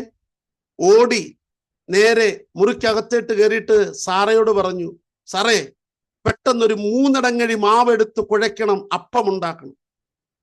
ഞാനൊരു കാര്യം പറയാം. കുടുംബങ്ങളൊക്കെ ഇരിപ്പല്ലോ. നമ്മള് നിത്യതയിൽ പോകുന്ന വ്യക്തിപരമാണെങ്കിൽ കുടുംബമായിട്ട് പോണം, നഷ്ടപ്പെട്ടു പോകരുത്. കൂടെ ഇറങ്ങിയ പുള്ളിയുടെ ഭാര്യ നഷ്ടപ്പെട്ടു പോയി, ലോത്തിന്റെ. ഇവിടെ നഷ്ടപ്പെട്ടു പോകരുത്. ഇദ്ദേഹം വീട്ടിനകത്തോട്ട് കയറി പറഞ്ഞ വാക്ക് നിങ്ങൾ ശ്രദ്ധിച്ചോ? 3 ഇടങ്ങഴി മാവെടുത്ത് കുഴച്ചപ്പം ഉണ്ടാക്കണം. ഇങ്ങോട്ട് നോക്കിയ സഹോദരിമാരെ എന്നെ നോക്കിക്കോ. എന്നെ കാണാൻ പറ്റുമല്ലോ സ്ക്രീനിൽ. ഓക്കെ, കാണാം. അച്ഛൻ പെട്ടെന്ന് 2 അതിഥികൾ വീട്ടിൽ വന്നു. പെട്ടെന്ന് പറയുക, ഒരു കാര്യം ചെയ്, ഒരു ഗ്ലാസ് 3 ഗ്ലാസ് വെള്ളം എടുത്ത് 3 ഗ്ലാസ് പാലൊഴിച്ച് 2 സ്പൂൺ തേയിലയിട്ട് 4 സ്പൂൺ പഞ്ചസാര ഇട്ട് ചായ ഉണ്ടാക്കാൻ പറഞ്ഞ ആന്റിമാർ എന്തോ പറയൂന്നൂടെ ഒന്ന് പറഞ്ഞു.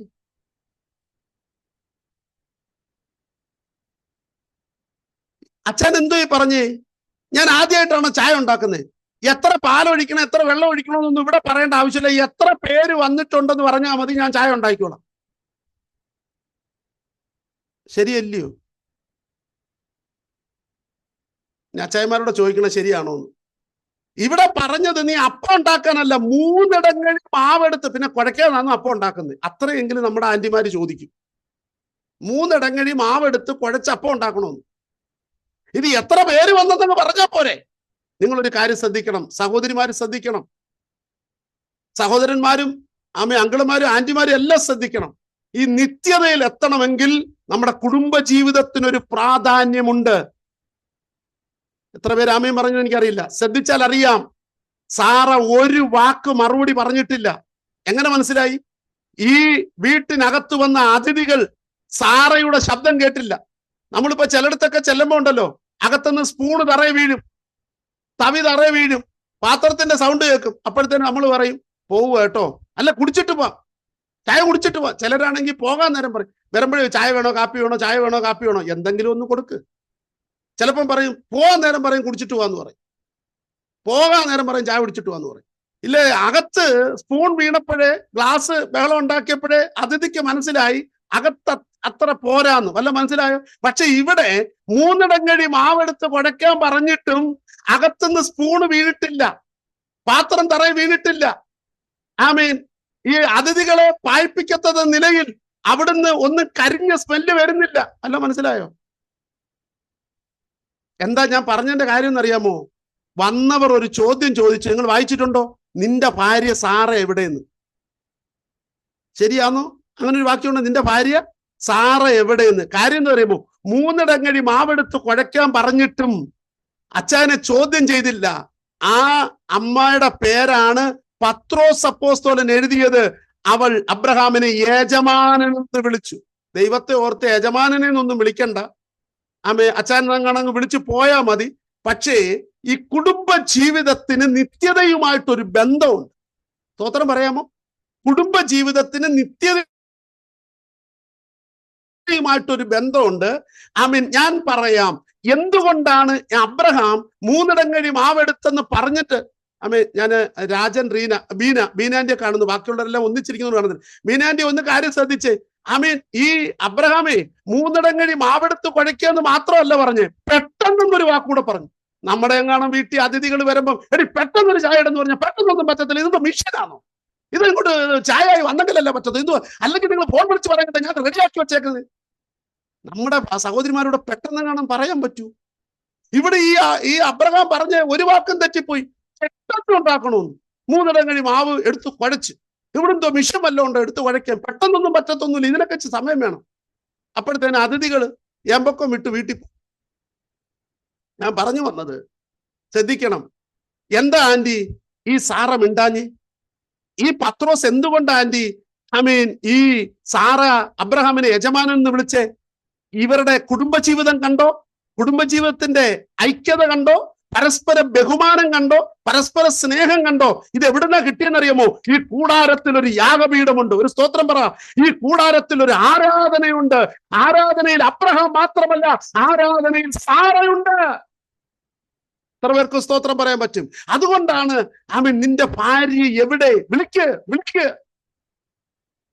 ഭാര്യ എവിടെ? സൗണ്ട് പുറത്തോട്ട് വന്നില്ല.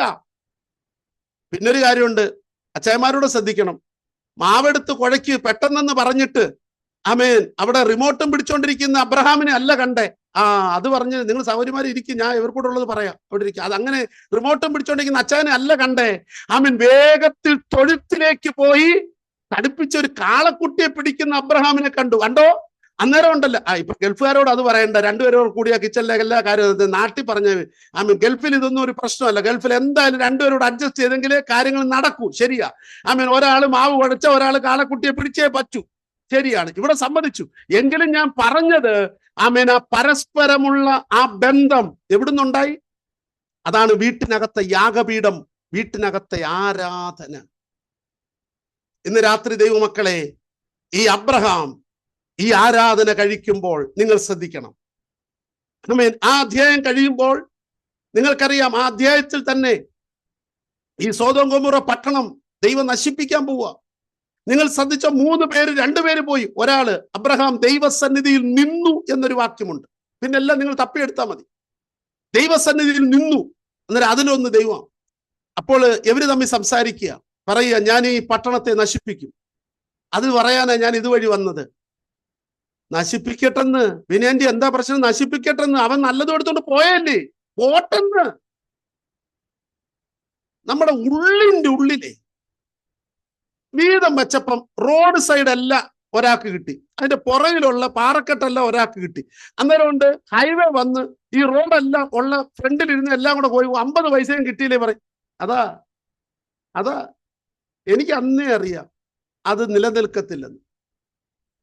പറഞ്ഞില്ലെങ്കിലും മനസ്സിൽ കാണത്തില്ലേ? നമ്മളെ ദുഷിക്കുകയോ ദ്രോഹിക്കുകയോ നമ്മുടെ നന്മ അടിച്ചുകൊണ്ട് പോവുകയോ ഒക്കെ ചെയ്ത ആള് ബൈക്കിൽ നിന്ന് വീണ് ആരെങ്കിലും വിളിച്ചു വീണോ? ഒരു അഭിനയമുണ്ട് നമുക്ക്. സ്തോത്രം പറയുന്ന ഒരു അഭിനയം ഉണ്ടല്ലോ. വീണു, അയ്യോ പ്രാർത്ഥിച്ചോളാം കേട്ടോ, ഭാരപ്പെടണ്ട, പ്രാർത്ഥിച്ചോളാം. പുള്ളി പറയും അവൻ വീഴുമെന്ന് എനിക്കറിയായിരുന്നു. അല്ല, അങ്ങനല്ല. നമ്മുടെ വീട്ടിൽ ഒരു ആരാധന ഉണ്ടെങ്കിൽ സ്വഭാവം അതല്ല. നിങ്ങൾ ആ അബ്രഹാമിനെ ഒന്ന് കാണണം. ഒരു പച്ച മനുഷ്യനാ, കയറി നിന്നിട്ട് പറയാ, ദൈവമേ ഒരു 50 നീതിമാന്മാരുണ്ടെങ്കിൽ, ഒരു 45, 40, 30, 20, 10. എന്തുവാ ഈ മനുഷ്യന്റെ മനസ്സിൽ കിടക്കുന്നത് അറിയുമോ? തന്റെ സഹോദരപുത്രൻ ലോത്ത്. ദൈവമക്കളെ, ഒരു ചോദ്യം ചോദിക്കട്ടെ. അബ്രഹാമിനെ വിട്ട് പിരിഞ്ഞു പോയവനല്ലേ? നല്ലതും കൊണ്ട് പോയവനല്ലേ?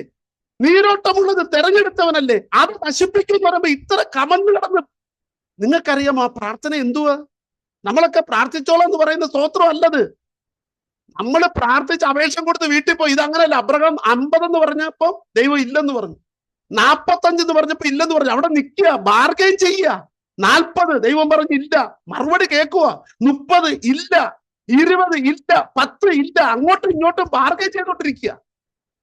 അതിനാണ് ഫെർവന്റ് പ്രയർ. പ്രാർത്ഥനയിൽ പോരാടുകയാണ്. ആർക്കു വേണ്ടി? ലോത്തിനു വേണ്ടി. അടുത്ത വാക്ക് എഴുതി, അബ്രഹാമിനെ ഓർത്തു ലോത്തിനെ വിടുവിച്ചു. ഈ മനുഷ്യൻ അവിടെ എന്റെ ഭാഷയെ പറഞ്ഞ മുട്ടുകുത്തി നിൽക്കുക ദൈവസന്നിധിയിൽ. ദൈവമേ നശിപ്പിക്കരുത്. അവസാനം ഒരു ദൂതനെ ഇറക്കി സഹോദര കുടുംബത്തെ പിടിച്ച് അടുത്ത പർവ്വതത്തിലേക്ക് ഓടിച്ചു വിട്ടിട്ടാണ് തീ ഇറക്കി. ഞാൻ ചോദിക്കട്ടെ, ഈ സ്വഭാവം എവിടുന്ന് കിട്ടി? ഈ ദീർഘക്ഷമ എവിടുന്ന് കിട്ടി? ഈ സഹോദര സ്നേഹം എവിടുന്ന് കിട്ടി? യാഗപീഠം ആരാധന. ഉറക്കെ പറയാമോ? യാഗപീഠം ആരാധന. വീട്ടിനകത്ത് യാഗപീഠമുണ്ടോ? വീട്ടിനകത്ത് ആരാധനയുണ്ടോ? ആമേൻ. നിന്റെ സ്വഭാവം, ആമേൻ, ക്രിസ്തുവിന്റെ സ്വഭാവത്തോട് അനുരൂപമായി മാറും. പിണക്കമില്ല, ദേഷ്യമില്ല. അപ്പോൾ ഞാൻ പറഞ്ഞു വന്നത്, ഒന്ന്, അവൻ ആ അതിഥികളോട് കാണിച്ച സ്നേഹം കണ്ടോ? ആ ഒരു മനോഭാവം കണ്ടോ? അവരെ ആദരിക്കുന്നത് കണ്ടോ? അവരെ ബഹുമാനിക്കുന്നത് കണ്ടോ? അവരെ സൽക്കരിക്കുന്നത് കണ്ടോ? ലോത്തിനെ പിടിച്ചോണ്ട് പോയപ്പം പോയി അവനെ തിരിച്ചു കൊണ്ടുവരുന്നത് കണ്ടോ? ഈ പട്ടണം നശിപ്പിക്കുമെന്ന് പറയുമ്പോൾ ലോത്തിനെ പ്രാർത്ഥനയാൽ വിടുവിക്കുന്നത് കണ്ടോ? ഈ മനുഷ്യനാ നിത്യതയ്ക്കായി കാത്തിരിക്കുന്നു. എത്ര പേർക്ക് സ്തോത്രം പറയാൻ പറ്റും? ഈ മനുഷ്യനാ നിത്യതയ്ക്കായി കാത്തു നിൽക്കുന്നേ. അപ്പോൾ നമ്മുടെ യാത്രയുടെ ഗ്രാഫ് നോക്കുമ്പോഴറിയാം നമ്മൾ നിത്യതയിൽ എത്തുമോ ഇല്ലയോന്ന്. ഈ അസൂയയും പിണക്കവും ദേഷ്യവും കോപവും ശാഠ്യവും ഇതും കൊണ്ടൊന്നും നിത്യതയിൽ എത്തത്തില്ല പ്രിയരെ. ഈ ആരാധനയ്ക്കകത്തുള്ള പ്രൈസ് ആൻഡ് വർഷിപ്പ് സ്തോത്രമൊന്നുമല്ല. കുടുംബത്തിനകത്തുള്ള പരസ്പര ബഹുമാനവും സ്നേഹവും ഒക്കെ വെളിപ്പെടുന്നത് വീട്ടിലെ ആരാധനയ്ക്കകത്ത്. എപ്പോഴാ പ്രിയരെ കുടുംബ ബന്ധങ്ങൾ തകരാൻ തുടങ്ങി? എപ്പോഴാ പ്രിയരെ തലമുറകൾ നശിക്കാൻ തുടങ്ങി? ഈ യാഗപീഠവും ആരാധന ഇല്ലാതായപ്പോഴാണ്. ആരാധന സമയം ട്യൂഷനായി, ആരാധന സമയം സ്പെഷ്യൽ ക്ലാസ് ആയി, ആരാധന സമയം പ്രോജക്റ്റ് വർക്കായി. എങ്ങനെയെങ്കിലും ഒക്കെ എവിടെങ്കിലും എത്തിച്ചേർക്കുവാനുള്ള വെമ്പലിന്റെ അകത്ത് അവൻ നഷ്ടപ്പെട്ടു പോയത് നിത്യതയുടെ വെളിപ്പാടാണ്. ഞാൻ ഇനി പറയാം. ഈ അബ്രഹാമിന്റെ വീട്ടിനകത്തൊരു കുഞ്ഞ് ജനിച്ചു, ഇസഹാക്ക്. ഈ കുഞ്ഞ് കാണുന്നത് എന്താണെന്നറിയാമോ? ഈ കുഞ്ഞ് കാണുന്നത് യാഗപീഠമാണ്. നിങ്ങൾ അടുത്ത അധ്യായങ്ങളൊക്കെ പഠിച്ചൊക്കെ, അബ്രഹാം കൂടാരം മാറ്റി അടിക്കും, കൂടാരം മാറ്റി അടിക്കും. പക്ഷെ യാഗപീഠം പണിയും, ആരാധന നടത്തും. ഒരു കുഞ്ഞ് ജനിച്ചു വീണു, കുഞ്ഞ് കണ്ടത് യാഗപീഠ. ഞാൻ തെളിവ് തരാം. ഈ അബ്രഹാമിന്റെ കൂടെ ഈ കുഞ്ഞ് കണ്ടു വളരുന്നത് ആരാധനയാണ്. എന്താ കാര്യം എന്നറിയാമോ? നിങ്ങളൊന്ന് ശ്രദ്ധിച്ച് പഠിച്ചാൽ മതി. ദൈവം അബ്രഹാമിനെ പരീക്ഷിച്ചിട്ട് പറഞ്ഞു, ഇസഹാക്കിനെ നീ യാഗം കഴിക്കണം. അതിരാവിലെ ഇസഹാക്കുമായിട്ട്, ഒരു യൗവനക്കാരനുമായിട്ട് നേരെ 3 ദിവസം യാത്ര ചെയ്ത് മോറിയ മലയിൽ പോയി. കഥ വിട്ടിട്ട് എന്റെ കൂടെ വാ, ഞാൻ പറഞ്ഞു തരാം. അവിടെ ചെന്നപ്പോൾ പറഞ്ഞു, ഈ ബാല്യക്കാരും കഴുതകളും ഇവിടെ നിൽക്കട്ടെ, ഞാനും മകനും കൂടെ പോയി ആരാധന കഴിച്ച് മടങ്ങി വരാം. ചോദിക്കട്ടെ പ്രിയരെ, 318 അഭ്യാസികളുള്ള, അവരുടെ ഭാര്യമാരുള്ള, ദാസന്മാരുള്ള, ദാസിമാരുള്ള ഒരു കൊച്ചു കണക്കിൽ പറഞ്ഞ അബ്രഹാമിന്റെ വീട്ടിൽ ഒരു ബ്രേക്ക്ഫാസ്റ്റ് തന്നെ ഒരു 800 പേര് കാണും മിനിമം. കാണത്തില്ലയോ ബീനാൻറ്റി? കാരണം 318 അഭ്യാസികൾ, അവരുടെ ഭാര്യമാര്, അവരുടെ പിള്ളേര്, അബ്രഹാമിന്റെ ദാസന്മാര്, ദാസിമാര് എല്ലാം കൂടെ കൂട്ടി ഒരു 100-800 പേര്. ബ്രേക്ക്ഫാസ്റ്റിന് 800, ലഞ്ചിന് 800, ഡിന്നറിന് 800 എല്ലാ ദിവസവും. നമ്മുടെ കല്യാണത്തിന് 450 പേർക്ക് ഫുഡ് കൊടുത്തതിന്റെ ഗമ ഇതുവരെ മാറിയിട്ടില്ല.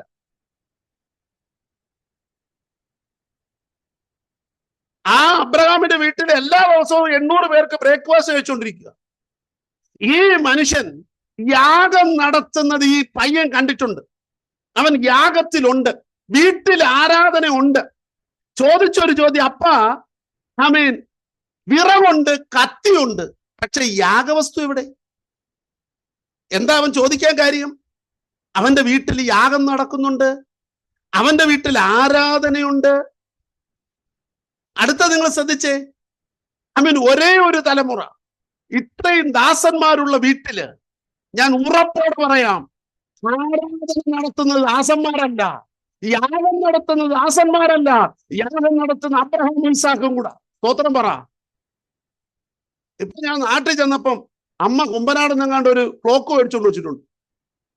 അത് ഓരോ മണിക്കൂറിലും ആ ക്ലോക്ക്, നിങ്ങൾ കണ്ടിട്ടുണ്ടോ എന്ന് എനിക്ക് അറിയത്തില്ല. ഇപ്പൊ നാട്ടിൽ ചെന്ന് പറഞ്ഞ് മേടിച്ചു വെച്ചാൽ ഓരോ മണിക്കൂറിലും ഈ ക്ലോക്ക് ആമേൻ രണ്ടുപേരും പാട്ട് പാടും, ഒരു വാക്യം പറയും. ആരെങ്കിലും ആ ക്ലോക്ക് കണ്ടിട്ടുണ്ടോ? ഒരു കയ്യും കാണുന്നില്ല. നാട്ടിൽ ചെല്ലുമ്പോൾ അന്വേഷിച്ചാൽ മതി. ഈ കൺവെൻഷന്റെ അവിടെയൊക്കെ കിട്ടും. നമ്മളിപ്പോ 12 മണിയാകുമ്പോൾ രണ്ടുപേരും പാട്ട് പാടിയിട്ട് ഒരു വാക്യം പറയും. ഞാൻ അമ്മയോട് പറഞ്ഞു, അമ്മേ, ഈ പാട്ടുമുണ്ട് വാക്യമുണ്ട്, ഒരു ചെറിയ പ്രാർത്ഥനയും കൂടെ ഉണ്ടെങ്കിൽ ഇതൊരു അനുഗ്രഹം. കാരണം കുടുംബ പ്രാർത്ഥന വേണ്ടല്ലോ. ആൾക്കാർ വിചാരിച്ചോളൂ എല്ലാ മണിക്കൂറും ഈ വീട്ടിൽ പ്രാർത്ഥന ആരാധനയാണ്. എന്തായാലും അത്രയും കണ്ടുപിടിച്ചവർ എന്തായാലും ഈ വാക്യം പറയുന്നു, പാട്ട് പാടുന്ന ഒരു കൊച്ചു പ്രാർത്ഥനയും കൂടെ അതിനകത്ത് ഉൾപ്പെടുത്തുമെന്ന് തോന്നുന്നു. ഈ ആരാധനയും പ്രാർത്ഥനയും വേറൊരാൾക്ക് വിട്ടുകൊടുക്കുന്നതല്ല. നമ്മൾ ഒരു സ്പെഷ്യലിസ്റ്റിനെ കൊണ്ടുവന്ന് വീട്ടിൽ പ്രാർത്ഥിക്കുന്നതല്ല ആരാധന. ചിലയിടത്തെല്ലാം പിള്ളേര് പ്രോജക്റ്റ് വർക്കും അപ്പനും അമ്മയും കൂടെ യാഗപീഠം പണിയും, ആരാധന കഴിക്കുക. ഇവിടെ അങ്ങനല്ല. ഇവിടെ ഞാൻ പറയാം, നിങ്ങൾ തെളിവായിട്ട് ശ്രദ്ധിച്ചു. ഈ മോറിയ മലയുടെ താഴ്വര ചെന്നിട്ട് അബ്രഹാം പറഞ്ഞു, ഇവിടെ നിൽക്ക്, ദാസന്മാർ ഇവിടെ നിൽക്ക്, കഴുതകൾ ഇവിടെ നിൽക്ക്. ദൈവമക്കളെ, ഒരു കാര്യമുണ്ട്, ഒരു യാഗപീഠം എന്ന് പറഞ്ഞാൽ 3 വിറകല്ല. ആ യാഗവസ്തു ദഹിക്കത്തക്ക നിലയുള്ളതാണോ? ഒരാടിനെ ആണെങ്കിൽ ആ ആട് ദഹിക്കത്തക്ക നിലയുള്ള വിറക് വേണ്ടേ? നിങ്ങൾ എന്റെ കൂടെ ഇല്ല. ഇപ്പൊ ഈ വിറകെടുത്ത് ആരുടെ തലയിൽ കൊടുത്തു? ഇത് ഇസഹാക്കിന്റെ തോളില. ഒരേ ഒരു കുഞ്ഞുള്ള വീട്ടില് ഈ ബാല്യക്കാര് ചുമന്നുകൊണ്ട് വന്ന, കഴുത ചുമന്നുകൊണ്ട് വന്ന ഈ വിറകെടുത്ത് ചെറുക്കന്റെ തോളെ കൊടുത്തപ്പം അവൻ കുതിരി മാറിയില്ല, പറ്റത്തില്ലെന്ന് പറഞ്ഞിട്ടില്ല. കാര്യം ഞാൻ ഉറപ്പോടെ പറയാം, ഈ വീട്ടിലെ യാഗപീഠത്തിൽ അവൻ വിറകടിക്കിയവനാ. വീട്ടിലെ യാഗപീഠത്തിൽ അവൻ വിറക് നടുക്കിയവനാ, വിറക് ചുമന്നവനാ. അവൻ ആദ്യമായിട്ടല്ല യാഗം കാണുന്നത്. അവന്റെ വീട്ടിൽ നിരന്തരം യാഗമുണ്ട്, നിരന്തരം ആരാധനയുണ്ട്. അങ്ങനെയുള്ള ഒരു തലമുറയിൽ നോ പറയത്തില്ലെന്നേ. നിങ്ങളൊന്ന് ശ്രദ്ധിച്ചു നോക്കേ. ഇതൊന്നും ബാലരമയുടെ കഥയൊന്നും അല്ലല്ലോ. അവിടെ ചെന്നു അവര് രണ്ടുപേരും കൂടെ വിറകടുക്കി. യാഗവസ്തുവില്ല. അബ്രഹാം പറഞ്ഞു, മോനെ, നീ ആണ് യാഗവസ്തു, കയറി കിടക്കാൻ പറഞ്ഞു. എന്തായാലും ഈ 100 വയസ്സുള്ള ഈ അപ്പച്ചൻ അവനെ പിടിച്ചു കിടത്തൊക്കെ നടക്കത്തില്ല. പറയും, പറ്റൂ? പിടിച്ചു കിടത്താൻ പറ്റൂ? ഇല്ല, തന്നെ കിടന്നേ പറ്റൂ. അവൻ ദാ കിടക്കുന്നു. എന്തിനാ കിടക്കുന്നേ? അവനെ കഷ്ണം കഷ്ണമായി നുറുക്കി യാഗമാക്കാൻ പോവുക. അങ്ങനെ സമർപ്പണത്തോടെ ഒരു മകൻ കിടക്കണമെങ്കിൽ നിങ്ങൾ പറ, അവന്റെ വീട്ടിൽ അന്തരീക്ഷം എന്തുവായിരുന്നു? എന്തുകൊണ്ടാ മകൻ കിടന്നേന്നറിയാമോ? ഈ മകൻ ഒരു വാക്ക് കേട്ട് അബ്രഹാം പറയുന്നേ, ദാസന്മാരോട് പറഞ്ഞു, അവിടെ നിൽക്കും, ഞാനും മകനും കൂടെ പോയി ആരാധന കഴിച്ച് ഒന്ന് പറഞ്ഞ് മടങ്ങി വരാമെന്ന്. കേട്ടില്ല? ഞാനും മകനും കൂടെ ആരാധന കഴിച്ച് മടങ്ങി വരാമെന്ന്. അവന്റെ അപ്പൻ പറഞ്ഞ വാക്കവൻ കേട്ടു. അവൻ ഉറപ്പാ, എന്റെ അപ്പന്റെ ദൈവം ഒരു കരുതൽ ഒരുക്കിയിട്ടുണ്ട്. എന്റെ അപ്പന്റെ ദൈവവും എന്റെ അപ്പനും തമ്മിൽ നിരന്തരം സംസാരിക്കുന്നത് ഞാൻ കേട്ടിട്ടുണ്ട്. എന്റെ അപ്പന്റെ യാഗപീഠം ഞാൻ ഒരുക്കിയിട്ടുണ്ട്. ഞാൻ എന്റെ വീട്ടിലെ ആരാധന കണ്ടിട്ടുണ്ട്. അങ്ങനെയെങ്കിൽ എന്റെ അപ്പൻ എന്നെ പിടിച്ചു കിടത്തിയാൽ ഞാൻ കിടക്കും. കാര്യം എന്റെ അപ്പൻ പറഞ്ഞു, ഞങ്ങൾ തിരിച്ചു വരുമെന്ന്. കണ്ടോ? നമ്മൾ എപ്പോഴും ഇസഹാക്കിനെ യാഗം കഴിച്ച കഥ പ്രസംഗിച്ച് സഭായോഗം എന്നും ഇത് തന്നെ. ഇത് പ്രസംഗം അല്ല പ്രിയരെ. നിങ്ങളൊന്ന് ചിന്തിക്ക്. ആ വിറക് ചുമന്ന മകൻ എന്താ ചുമക്കാൻ കാര്യം? വീട്ടിനകത്തുള്ള യാഗപീഠം നിരന്തരം അധികാലത്തെ എഴുന്നേറ്റു. ഇന്ന് എവിടെ അധികാലത്തെ എഴുന്നേക്കുന്നത്? അധികാലത്തെ എഴുന്നേറ്റ് വിറകും ഈ ഒട്ടകമായിട്ട് പോയപ്പോ അവൻ ചോദിച്ചു യാഗവസ്തുവിന്റെ. അവന് മനസ്സിലായി യാഗം കഴിക്കാൻ പോവാ. എത്ര നേരം? ഇപ്പൊ പാർക്കിംഗ് കിട്ടിയില്ലെങ്കിൽ ഒരു 5 മിനിറ്റ് ദൂരെ വണ്ടി ഇട്ടാ പിള്ളേർ നടക്കൂ? ഇല്ല, പിള്ളേരെ കൊണ്ടുവന്ന് ചർച്ചിന്റെ വാതിൽക്ക് ഇറക്കി വിട്ടിട്ട് വേണം വണ്ടി പാർക്ക് ചെയ്യാൻ പോയി. റിജോയ്സിലെ കാര്യമല്ല പറഞ്ഞ്, ഞങ്ങൾ ഇവിടുത്തെ കാര്യമാണ് പറഞ്ഞു. നടക്കാൻ വയ്യാത്ത അമ്മച്ചിയെ ദൂരെ ഇറക്കി വിട്ടാൽ ആരാധനയ്ക്ക് നടന്നങ്ങ് പൊക്കോളും. കാരണം അവര് പണ്ട് തൊട്ടേ ആരാധനയ്ക്ക് നടന്നു പൊക്കോണ്ടിരുന്ന. ഇപ്പൊ 3 ദിവസം കൊണ്ട് ചെറുക്കൻ നടക്കുക. 3 ദിവസം എവിടെ പോകുന്നറിയാമോ? യാഗത്തിന്. ജീസസ്. ആ യൗവനക്കാരൻ ആ യാഗപീഠത്തിൽ കിടക്കുന്നെങ്കിൽ, അവൻ ആ വിറക് ചുമക്കുന്നെങ്കിൽ, ഇന്ന് രാത്രി അതിന്റെ ഉത്തരവാദിത്ത സൺഡേ സ്കൂൾ അധ്യാപകനല്ല, അതിന്റെ ഉത്തരവാദിത്ത സഭയിലെ പാസ്റ്റർക്കല്ല. ആരും സ്തോത്രം പറയണ്ട. അതിന്റെ ഉത്തരവാദിത്വം അവന്റെ പിതാവിനും മാതാവിനുമാ. എത്ര പേർക്ക് സ്തോത്രം പറയാൻ പറ്റുമെന്ന് എനിക്കറിയത്തില്ല. സൺഡേ സ്കൂൾ സൺഡേയിലോ ഫ്രൈഡേയിലോ കിട്ടുന്ന 2 മണിക്കൂർ കൊണ്ട്, ദൈവദാസന്റെ പ്രസംഗം കൊണ്ടല്ല, 1/2 മണിക്കൂർ പഠിക്കുന്ന സൺഡേ സ്കൂൾ അധ്യാപകന്റെ കഴിവുകൊണ്ടല്ല. വീട്ടിൽ അബ്രഹാമിന്റെ കൂടെ അവൻ യാഗത്തിനും ആരാധനയ്ക്കും ഉണ്ടായിരുന്നു. ശ്രദ്ധിച്ചേ, ഈ അപ്പന്റെ മകന്റെ യാത്ര എങ്ങോട്ടാ? നിത്യതയിലേക്കുള്ള യാത്രയാ. കണ്ടോ? ഈ അപ്പൻ എങ്ങനെ ദൈവത്തെ വിശ്വസിച്ചോ, അപ്പൻ എങ്ങനെ യാഗപീഠം പണിതോ, അപ്പൻ എങ്ങനെ ആരാധിച്ചോ, അപ്പൻ ഈ കാണുന്ന വസ്തുക്കളും മൊത്തവും, ഈ ആടുമാടുകളും മൃഗസമ്പത്തുകളും ദാസീദാസന്മാരും ഇത്രയും അഭ്യാസികളുമുള്ള അപ്പൻ കൂടാരങ്ങളിൽ പാർത്ത് ദൈവം ഒരു പട്ടണം പണിയുമെന്ന് കാത്തിരുന്നപ്പോൾ ആ തലമുറയുടെ ദർശനം അത് തന്നെയായി. സ്തോത്രം. കഴിഞ്ഞ ദിവസം ആരോ ചോദിക്കുന്ന കേട്ട്, ആര് വന്നാലും പിള്ളേരുടെ തലയെ കരി വെച്ച് പറയുന്നു മിഷണറി ഡോക്ടർ ആവുമെന്ന്. ഇന്ന് വരെ ആരും പറഞ്ഞിട്ടില്ലെന്ന് മിഷണറി നേഴ്സ് ആവുമെന്ന്. എന്താ മിഷണറി നേഴ്സ് ഇല്ലയോ? നിങ്ങൾ മൊത്തത്തിൽ പിണങ്ങിയിട്ട് എൻ്റെ മൈക്കൊന്ന് ഓഫ് ചെയ്ത് കളയല്ലേ, ഞാൻ ഇപ്പം നിർത്താം.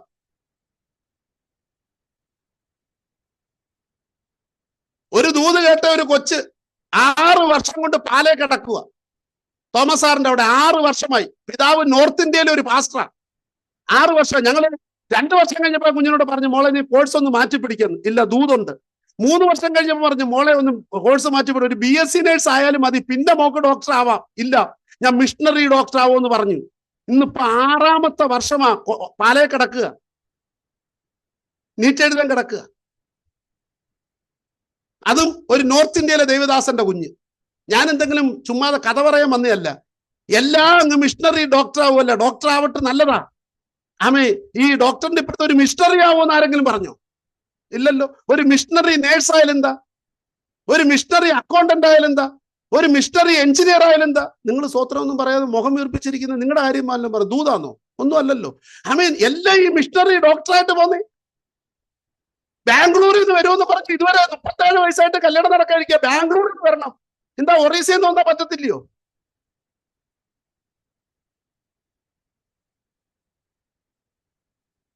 സ്തോത്രം. ഞാനൊരു കാര്യം പറയാം. നമ്മുടെ കുഞ്ഞുങ്ങളെ നമ്മൾ തന്നെ എല്ലാ കള്ളത്തരവും പഠിപ്പിക്കുന്നത്. പണ്ട് ഇവിടെ അല്ല, നാട്ടിലുള്ളപ്പോൾ ഈ ബസ്സിൽ കയറുമ്പോൾ വല്യമ്മച്ചിമാര് പിടിച്ച് മടി ഇരുത്തിയിട്ട് കണ്ടക്ടർ വരുമ്പോൾ പറയും 6 വയസ്സുള്ള കൊച്ചിന് 3 വയസ്സേ ഉള്ളെന്ന് പറയും, മോനെ കുനിഞ്ഞിരിക്കാൻ പറയും. അന്ന് തുടങ്ങിയ കള്ളത്തരം പഠിപ്പീര.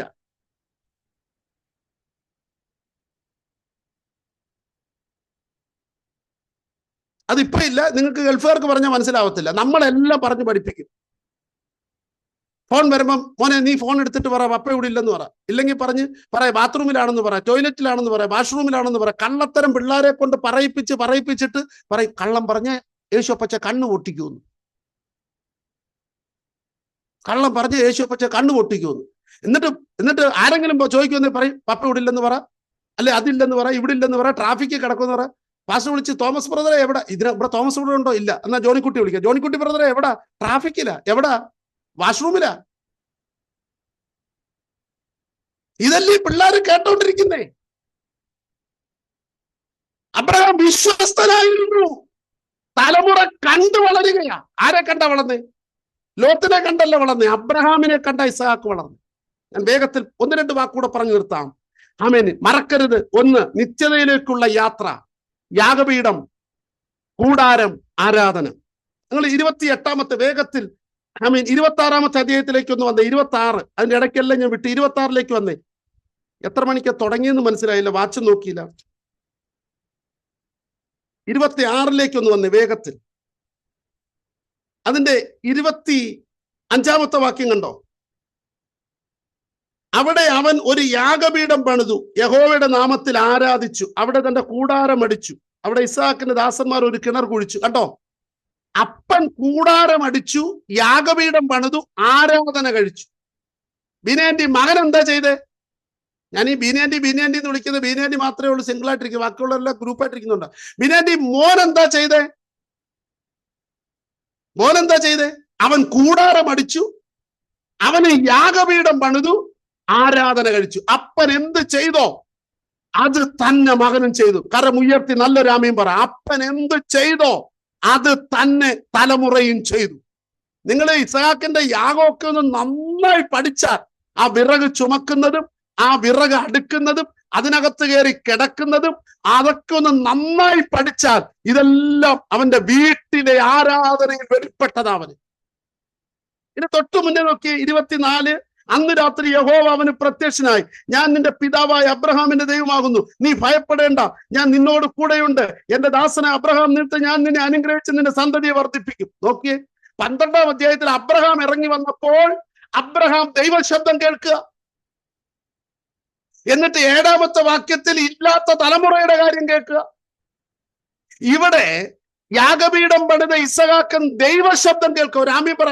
അപ്പൻ ദൈവശബ്ദം കേട്ട മക്കളും ദൈവശബ്ദം കേൾക്കും. സ്തോത്രം പറ. അപ്പൻ യാഗപീഠം പണിത മക്കളും യാഗപീഠം പണി. അപ്പൻ ആരാധിച്ച മക്കളും ആരാധിക്കും. ഞാൻ ഉറപ്പോടെ പറയാം, നിങ്ങൾ മുഴങ്കാലിൽ പ്രാർത്ഥിക്കാൻ ഇരിക്കുന്നെങ്കിൽ നിങ്ങളുടെ കുഞ്ഞുങ്ങളും മുഴങ്കാലിലിരിക്കും. നിങ്ങൾ കരമടിക്കുന്നെങ്കിൽ നിങ്ങളുടെ കുഞ്ഞുങ്ങളും കരമടിക്കും. നിങ്ങൾ ദൈവനാമത്തിന് കൊടുക്കുന്നെങ്കിൽ നിങ്ങളുടെ തലമുറകളും കൊടുക്കും. നിങ്ങൾ എന്ത് ചെയ്യുന്നോ അത് നിങ്ങളുടെ തലമുറകൾ ചെയ്യും. നിങ്ങൾ ഇറങ്ങി വന്നത് നിത്യതയ്ക്കായിട്ടാണെങ്കിൽ നിങ്ങളുടെ തലമുറയും അതുപോലെ നിത്യതയ്ക്കായി ഒരുക്കപ്പെടും. കുഞ്ഞുങ്ങളെ കേൾക്ക പറയല്ലേ, മോനെ പപ്പയ്ക്കോ പഠിക്കാൻ പറ്റിയില്ല, പപ്പയ്ക്കോ അന്ന് നല്ല ഉടുപ്പിട്ടുകൊണ്ട് പോകാൻ പറ്റിയില്ല, പപ്പയ്ക്കോ അന്ന് സ്കെച്ചസിന്റെ ഷൂ ഇല്ല, അന്നത്തെ ഞങ്ങളുടെ ഷൂ എന്ന് പറഞ്ഞ ലൂണാറൊക്കെ ആയിരുന്നു, പപ്പയ്ക്കോ ഇംഗ്ലീഷ് മീഡിയം സ്കൂളിൽ പോകാൻ പറ്റിയില്ല, അതുകൊണ്ട് മോൻ അതുകൊണ്ട് പഠിക്കണം പോകണം അതിയണം, അങ്ങനല്ല പറഞ്ഞു കൊടുക്കണ്ടേ. അവൻ പഠിച്ചോളും. മോനെ പപ്പയെ വിടുവിച്ച്, ആമേൻ, പപ്പയ്ക്ക് പകരമായി മരിച്ചൊരു യേശു ഉണ്ട്. ആ യേശു അപ്പച്ചൻ ഒരു നിത്യത പണിയുന്നുണ്ട്, ഒരു വീട് പണിയുന്നുണ്ട്. നമുക്ക് ഒരുമിച്ച് അവിടെ പോകണമെന്ന് പറയുന്ന എത്ര അപ്പനും അമ്മയുണ്ട്. കുഞ്ഞുങ്ങൾക്ക് നിത്യത എന്തോ, നരകം എന്തോ, സ്വർഗം എന്തോ എന്നറിയാമോ?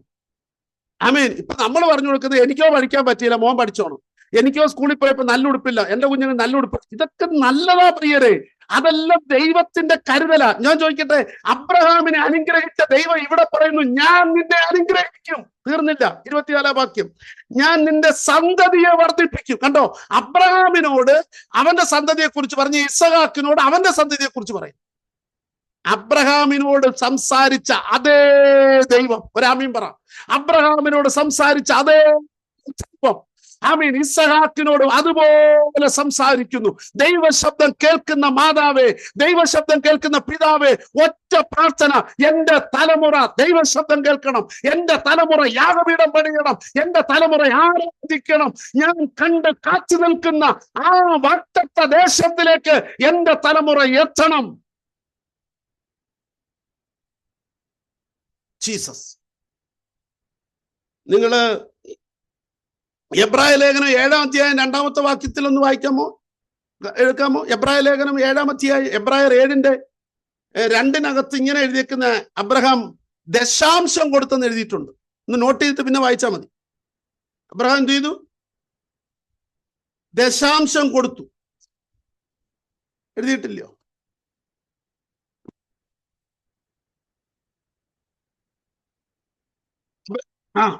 അബ്രഹാം അവന് സകലത്തിനും 10-1 കൊടുത്തു. അബ്രഹാം സകലത്തിനും 10-1. 9-ാമത്തെ വാക്യത്തില് ദശാംശം വാങ്ങുന്ന ലേവിയും അബ്രഹാം മുഖാന്തരം ദശാംശം കൊടുത്തു. അന്നേരം അബ്രഹാം ലേവിക്ക് കൊടുത്തു.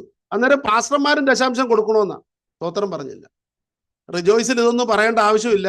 നിങ്ങൾ ദശാംശമാണോ ഓഹരിയാണോ ഒന്നും എനിക്കറിയത്തില്ല. നന്നായി ദൈവരാജ്യത്തിന് വേണ്ടി വിതയ്ക്കുന്ന കൊടുക്കുന്ന ഒരു ദൈവസഭ എന്നുള്ളതിൽ എനിക്ക് ഒത്തിരി അഭിമാനമുണ്ട്. അവിടുത്തെ ഒരുപാട് നന്മ നോർത്ത് ഇന്ത്യയിൽ ഞങ്ങളും അനുഭവിപ്പാൻ ഇടയായിട്ടുണ്ട്.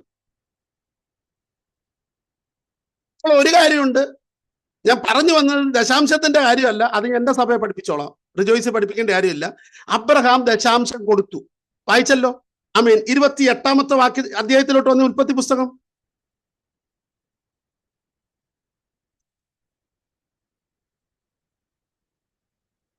ഇരുപത്തിരണ്ട് കണ്ടോ?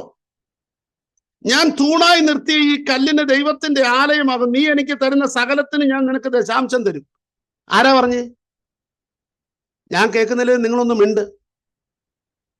എബ്രായ ലേഖനം 7:2 അബ്രഹാം ദശാംശം കൊടുക്കുന്നു. ഉൽപ്പത്തി പുസ്തകം 28:22 ഇസഹാക്ക് ദശാംശം കൊടുക്കുന്നു. അപ്പം കൊടുത്ത മക്കളും കൊടുക്കും. സ്തോത്രം ഒന്നും അവിടെ മ്യൂട്ട് ചെയ്ത് വെച്ചുകൊണ്ടുണ്ടായിരിക്കും, വരുന്നില്ല അല്ലേ? ഞാനൊരു കാര്യം പറയാം, ഇത് ഇവിടെ പറയണ്ട എങ്കിലും പറയാം. നിങ്ങൾ ദൈവത്തെ ഓർത്ത് നിങ്ങൾ 100 ദറംസ് റിയാല് 100 റിയാല് സ്വത്രാഴ്ച ഇട്ടിട്ട് കുഞ്ഞിൻ്റെ കയ്യിൽ 1 റിയാല് കൊടുക്കരുത്. 1 റിയാല് കൊടുക്കരുത്. ആ 100 റിയാല് കുഞ്ഞിൻ്റെ കയ്യിൽ കൊടുക്കണം. നിങ്ങൾ 1 റിയാൽ ഇടണം, തിരിച്ചു കൊടുക്കണം. കേട്ടില്ല? നിങ്ങൾ 100 റിയാൽ ഇടും ഉറപ്പാ. പക്ഷെ കൊച്ചുങ്ങൾക്ക് എത്ര കൊടുക്കും? പിന്നെ ആൻറ്റി 1 റിയാല് അല്ലെ 5 റിയാല്, 5 അല്ലെ 10. അവരറിയണ്ട. ആ 10 നിങ്ങൾ ഇടണം, 100 അവരുടെ കയ്യിൽ കൊടുക്കണം. എന്തിനാണെന്നറിയാമോ? അവരറിയണം. ആരാധന വിട്ട് പുറത്തോട്ടിറങ്ങി ജ്യൂസ് വേണമെന്ന് പറയുമ്പോൾ അപ്പൻ 50 ദിറംസ് കൊടുക്കും, 50 റിയാൽ കൊടുക്കും. സഭായോഗത്തിന് 5 റിയാലും കൊടുക്കും. എന്നിട്ട് ആ കൊച്ചു മനസ്സിലാകേണ്ടത്, ആരാധനയ്ക്ക് എൻ്റെ ഈ സ്തോത്രാഴ്ചയ്ക്ക് തന്നത് 100. നിങ്ങൾ 100 ഇടണം, ഭാര്യയെ 100 ഇടണം, കൊച്ചുങ്ങളും 100 ഇടണം എന്നല്ല പഠിപ്പിച്ച. അതിന്റെ അർത്ഥം മനസ്സിലാവുന്നുണ്ടോ? എല്ലാരും 100 ഇടാനല്ല പറഞ്ഞ്, നിങ്ങൾ ഇടുന്നതിൽ ഏറ്റവും വലുത് കൊച്ചിൻ്റെ കൊടുക്കും. എന്നിട്ട് സാലറി കിട്ടുമ്പം ദശാംശം എടുത്ത് കവറിലിട്ട് നിങ്ങൾ നേരെ കൊച്ചിനെ വിളിച്ചോണ്ട് സണ്ണിപ്പാസ് അടുത്തോട്ട് ചെയ്തിട്ട് കൊച്ചിനെയും കൊണ്ടാണ് കൊടുപ്പിക്കണം. എന്നിട്ട് അവന് മനസ്സിലാകും ഇത് പാസ്റ്ററിന്റെ ഏൽപ്പിക്കേണ്ട സാധനം. കൊച്ചറിയണം, കൊച്ചിനെ കൊണ്ട് കൊടുക്കണം. ആർക്കെങ്കിലും ഒക്കെ നന്മ കൊടുക്കുന്ന കുഞ്ഞുങ്ങളെ കൊണ്ട് കൊടുക്കണം. കാര്യം എന്താ പറയുമോ? പിന്നത്തേതിൽ അവൻ കൊടുത്തോളും. ഒരു സ്തോത്രം പറ. നിങ്ങൾ കൊടുപ്പിച്ച് പഠിപ്പിക്കണം. ഇതിവിടെ പറയേണ്ട ആവശ്യമില്ലെങ്കിലും ഓർത്തോ പറയാ. കാര്യം എബ്രായ ലേഖനത്തിൽ പൗലോസ് എഴുതി, അബ്രഹാം ദശാംശം കൊടുത്തു. ഉൽപ്പത്തി പുസ്തകം 28:22 അവിടെ എഴുതി വെച്ചിരിക്കുന്നു, ഇസഹാക്ക് ദശാംശം കൊടുത്തു.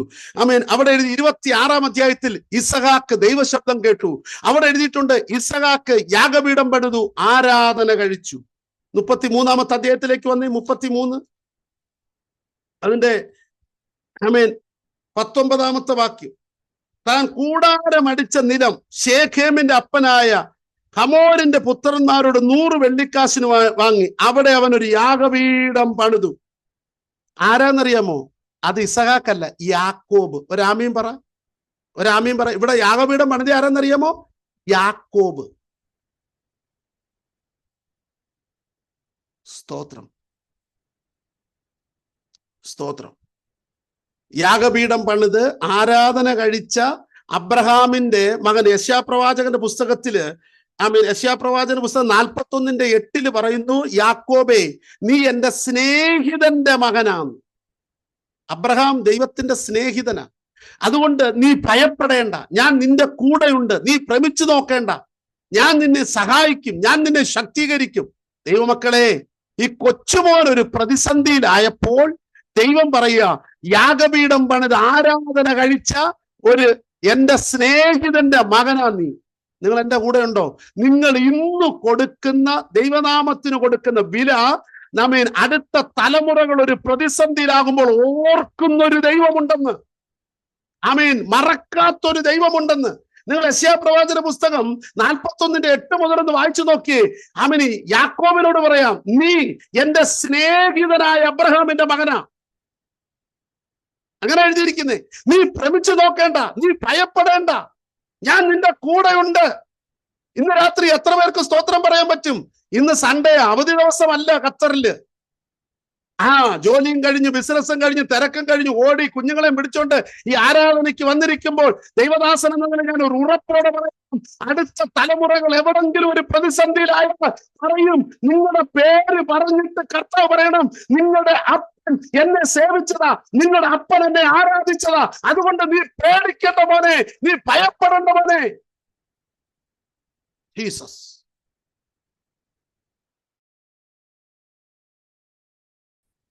ജീസസ്. Hallelujah, hallelujah.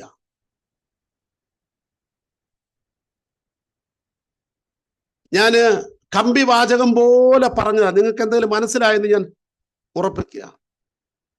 എബ്രായ സഭയോട് പൗലോസ് പറഞ്ഞു, അബ്രഹാം ഇസഹാക്കിനോടും യാക്കോബിനോടും ചേർന്ന് ദൈവം ശില്പിയായി നിർമ്മിച്ച് അടിസ്ഥാനമിട്ട ഒരു പട്ടണത്തിനായി കാത്തിരിക്കും. അബ്രഹാം കൂടാരം, യാഗപീഠം, ആരാധന. ഇസഹാക്ക് കൂടാരം, യാഗപീഠം, ആരാധന. യാക്കോബ് കൂടാരം, യാഗപീഠം, ആരാധന. അബ്രഹാം ദൈവശബ്ദം കേൾക്കുന്നു, ഇസഹാക്ക് ദൈവശബ്ദം കേൾക്കുന്നു, യാക്കോബ് ദൈവശബ്ദം കേൾക്കുന്നു. അബ്രഹാമിന്റെ വീട്ടിലെ യാഗം കണ്ടു വളരുന്ന ഇസഹാക്ക് ആ യാഗത്തിന്റെ വിറകെടുക്കുന്നു, യാഗപീഠത്തിൽ കിടക്കുന്നു. ആമീൻ. അതേ ഇസഹാക്ക് തലയിണയായി ഓടിപ്പോകുമ്പോൾ കിടക്കുമ്പോഴും കാണുന്നത് ഭയപ്പെടുത്തുന്ന സ്വപ്നമല്ല, ഒരു കോവേണി കാണുന്നു, ദൂതന്മാർ കയറുന്നതും ഇറങ്ങുന്നതും. ദൈവമക്കളെ, നിങ്ങൾ കൊടുക്കുന്ന വിലയ്ക്കനുസരിച്ച് നിങ്ങളുടെ കുഞ്ഞുങ്ങൾ സ്വർഗീയ ദർശനം കാണും. വീട്ടിൽ നിന്ന് ഓടിപ്പോകുന്ന യാക്കോബ് കണ്ടത് പാമ്പിനെ, പട്ടിയെ, വേറെയൊന്നുമല്ല. അവൻ കണ്ടത് ദൈവത്തിന്റെ ദൂതന്മാർ കയറുന്നു, ഇറങ്ങുന്നു. ഇന്ന് രാത്രി എത്ര പേര് പറയും, ഞാൻ എൻ്റെ വീട്ടിൽ യാഗപീഠം ഒരുക്കും, എൻ്റെ വീട്ടിൽ ആരാധന ഒരുക്കും, എൻ്റെ കുഞ്ഞുങ്ങളെ അവൻ ദൈവശില്പിയായി നിർമ്മിച്ച് അടിസ്ഥാനമിട്ട ആ ഒരു പട്ടണത്തിനായി കാത്തിരിക്കാൻ ഞാൻ അവരെ പഠിപ്പിക്കും. ഞാൻ ഇറങ്ങി വന്നു. ഒരുപക്ഷെ പള്ളി വിട്ടും വീട്ടുകാരെ വിട്ട് ചാർച്ചക്കാരെ വിട്ടും ഒക്കെ നിങ്ങൾ ഇറങ്ങി വന്നവരാ. എന്തിനാ ഇറങ്ങി വന്നേ? വീട് കിട്ടാനും കാറ് കിട്ടാനും ഒന്നുമല്ല ഇറങ്ങിയത്. കർത്താവ് താൻ ഗംഭീരനാദത്തോടും പ്രധാന ദൂതന്റെ ശബ്ദത്തോടും ദൈവത്തിന്റെ കാഹളത്തോടും ഇറങ്ങി വരുമ്പോൾ കൈവിട്ടു പോകാതെ പറന്നുയരാനാ. അങ്ങനെയാണെങ്കിൽ പറ, ആമേൻ. അടുത്ത തലമുറയ്ക്ക് ഞാൻ കൈമാറി കൊടുക്കുന്നത് നിത്യതയുടെ വെളിപ്പാടായിരിക്കട്ടെ. എന്റെ വീട്ടിൽ തലമുറ കാണുന്നത് ഞാൻ ദൈവത്തെ ആരാധിക്കുന്നതായിരിക്കട്ടെ, ഞാൻ ദൈവശബ്ദം കേൾക്കുന്നതായിരിക്കട്ടെ. കണ്ണുകളടയ്ക്കാം. അബ്രഹാമിന്റെ സ്വഭാവം കണ്ടോ? ലോത്തിനോട് കാണിക്കുന്ന സ്വഭാവം കണ്ടോ? അതിഥികളോട് കാണിക്കുന്ന സ്വഭാവം കണ്ടോ? കുടുംബജീവിതം കണ്ടോ? സാറയുമായിട്ട്. ഇതൊക്കെ നിത്യതയിലേക്കുള്ള ഗ്രാഫാ. ഇന്ന് രാത്രി തീരുമാനിക്കണം, മറ്റുള്ളവരെ എങ്ങനെയാ ബഹുമാനിക്കുന്നേ, മറ്റുള്ളവരോട് എങ്ങനെയാ ക്ഷമിക്കുന്നേ, അതിഥികളെ എങ്ങനെയാ സൽക്കരിക്കുന്നേ, വിരോധികളോട് എങ്ങനെയാ ഇടപെടുന്നേ, ശത്രുക്കളെ എങ്ങനെയാ സ്നേഹിക്കുന്നേ, ദ്രോഹിക്കുന്നവർക്ക് എങ്ങനെയാ പ്രാർത്ഥിക്കുന്നേ. തിന്മയ്ക്ക് പകരം തിന്മയാണോ? നന്മയാൽ തിന്മയെ ജയിക്കുകയാണോ? ദൈവനാമത്തിന് വേണ്ടി കൊടുക്കുന്നുണ്ടോ? മുടങ്ങാത്ത ആരാധനയുണ്ടോ? സമയമില്ല എന്ന് പറഞ്ഞ് യാഗപീഠം അവിടെ വെറുതെ കിടക്കുകയാണോ? അതോ അതിനകത്ത് യാഗവസ്തു ഉണ്ടോ? ആരാധനയുണ്ടോ? ഇന്ന് രാത്രി കണ്ണുകളടയ്ക്കാം. കർത്താവേ, ഒരു തലമുറയെ നിത്യതയുടെ വെളിപ്പാടിൽ വളർത്താൻ, ഒരു തലമുറയെ ഒരുക്കിയെടുക്കാൻ റിജോയ്സ് മിനിസ്ട്രി കർത്താവ് ഒരുക്കണമേ. കർത്താവെ, ആലയത്തിൽ വരുന്ന എല്ലാവർക്കും നിത്യതയുടെ വെളിപ്പാട് കൊടുക്കട്ടെ. ഈ ഭൂമിയിലുള്ളതല്ല ചിന്തിക്കുന്നത്, ഉയരത്തിലുള്ളത്. കർത്താവ്, ഏത് ഭൗതിക നിലയിൽ ഉയർത്തിയാലും എന്തു കൊടുത്താലും അബ്രഹാമിനെ പോലെ അതിലേക്ക് കണ്ണുവെക്കാതെ, അതിലേക്ക് ദൃഷ്ടി വെക്കാതെ ദൈവം പണിയുന്ന പട്ടണത്തിലേക്ക് ദൃഷ്ടി വെക്കാം. കർത്താവ് സഹായിക്കണമേ. കർത്താവിന്റെ ദാസൻ സന്നിധികളിനായി, കുടുംബത്തിനായി സ്തോത്രം. കർത്താവെ, എല്ലാ സഭയിലെ എല്ലാ പ്രിയപ്പെട്ടവരെയും യേശുവിന്റെ നാമം ചൊല്ലി ബ്ലസ് ചെയ്ത് പ്രാർത്ഥിക്കും. യേശുവിൻ നാമത്തിൽ തന്നെ. ആമേൻ, ആമേൻ, ആമേൻ. ഒരു പ്രാർത്ഥനാ വിഷയം കൂടെ ഷെയർ ചെയ്യട്ടെ. നിങ്ങളുടെ മിനിസ്ട്രി ഓർത്ത് പ്രാർത്ഥിക്കുമ്പോൾ അതിനകത്ത് ഞങ്ങളും ഉണ്ട് എന്ന് ഞങ്ങൾക്ക് നല്ല ബോധ്യമുണ്ട്. അവിടുത്തെ പ്രാർത്ഥനാ ലിസ്റ്റിൽ പ്രാർത്ഥനാ സംഘമുണ്ട്. ഞങ്ങൾക്ക് 8ഓളം സ്റ്റേറ്റുകളിൽ 100-ലധികം ദൈവദാസന്മാരുണ്ട്. എന്നാൽ ഒരു പ്രാർത്ഥനാ വിഷയം, മെനഞ്ഞാന്ന് വെള്ളിയാഴ്ച രാവിലെ ഞങ്ങളുടെ ഒരു ചർച്ചിന്റെ പണി നടക്കുക, കേൾക്കുന്നുണ്ടോ? ഒരു ചർച്ചിന്റെ പണി നടക്കുകയായിരുന്നു. ആന്ധ്രയിൽ ഒറീസ ബോർഡറിലാണ്. മഴയായതുകൊണ്ട് തടസ്സങ്ങൾ ഉണ്ടായിരുന്നു. എന്നാൽ ഇപ്പോഴതിന്റെ മുകളിലെ ഷീറ്റ് ഇടാൻ, ഒരു മലയ്ക്കുള്ളിലാണ്, ഇവിടെ വാർക്കാനൊന്നും പറ്റത്തില്ല, ട്രൈബൽസിന്റെ ഏരിയയിലാണ്. ഷീറ്റ് ഇടാനുള്ള മെറ്റീരിയൽ എല്ലാം ഇറക്കി ഞങ്ങളുടെ ദൈവദാസന്മാരെല്ലാം കൂടെ ചേർന്ന് അതിന് ഹെൽപ്പ് ചെയ്തു. അതിന്റെ ബിൽഡ് ചെയ്യാനുള്ള പണികൾ ആരംഭിച്ചപ്പോൾ അവിടുത്തെ പാസ്റ്റർ മറ്റുള്ളവരും അതിന്റെ പൈപ്പ് ഉയർത്തി അങ്ങോട്ട് കൊടുക്കുകയും അദ്ദേഹത്തിന്റെ കയ്യിൽ നിന്ന് ആ പൈപ്പ് കൈവിട്ടുപോയി. തൊട്ടടുത്തൂടെ പോയ 11 kV ലൈനിൽ ആ പൈപ്പ് പോയി തട്ടി. അതിലൂടെ താഴോട്ട് ഷോക്ക് വന്നു. നനഞ്ഞ പ്രതലമായിരുന്നു. ആ ഷോക്ക് അടിച്ച് ആ സഭയിലെ തിമോത്തി എന്ന് പറഞ്ഞ ദേവദാസൻ വെള്ളിയാഴ്ച രാവിലെ നിത്യതയിൽ ചേർക്കപ്പെട്ടു. അത് ഞങ്ങളെ വളരെയധികം 2 ദിവസമായിട്ട് സഭ വല്ലാതെ വേദനയിലാണ്. അവിടുത്തെ സിസ്റ്റം അനുസരിച്ച് അവര് പെട്ടെന്ന് നടക്കും, എങ്കിലും ഞങ്ങൾ ഒരു ദിവസം വെയിറ്റ് ചെയ്യിപ്പിച്ചു. ദൈവദാസന്മാരെല്ലാം പോയി. ഇന്നലെ രാവിലെ ഫ്യൂണറൽ സർവീസ് കഴിഞ്ഞു. ദൈവം അനുവദിക്കുന്നതിൽ ഞാൻ ട്യൂസ്ഡേ രാത്രിയിൽ അവിടെ പോവുകയാണ്. കാരണം അവിടുത്തെ വിശ്വാസികൾ പെട്ടെന്ന് അവരുടെ ദൈവദാസനാ മരിച്ചത്. അത് ചർച്ച് പണിയൊക്കെ ഇടയ്ക്കാ മരിച്ചത്. അവിടെയുള്ള പാസ്റ്റേഴ്സ് എല്ലാം തെസലോനിക്ക സഭ പോലെ അവർക്കൊരുപക്ഷെ മരണത്തിനപ്പുറമുള്ളതൊന്നും അറിയില്ല. ആ കുടുംബത്തെ ആശ്വസിപ്പിക്കണം. 2 പെൺകുഞ്ഞുങ്ങളാ. ആ ചർച്ചിന്റെ പണികൾ നടത്തണം. അതിന്റെ ശുശ്രൂഷ മറ്റൊരാളെ ഏൽപ്പിക്കണം. ആ ഏരിയയിലുള്ള എല്ലാ പാസ്റ്റേഴ്സിനെയും ഒന്ന് ബലപ്പെടുത്തി വെള്ളിയാഴ്ച രാത്രി തിരിച്ചു വരാൻ വേണ്ടി ട്യൂസ്ഡേ രാത്രി പോവുക.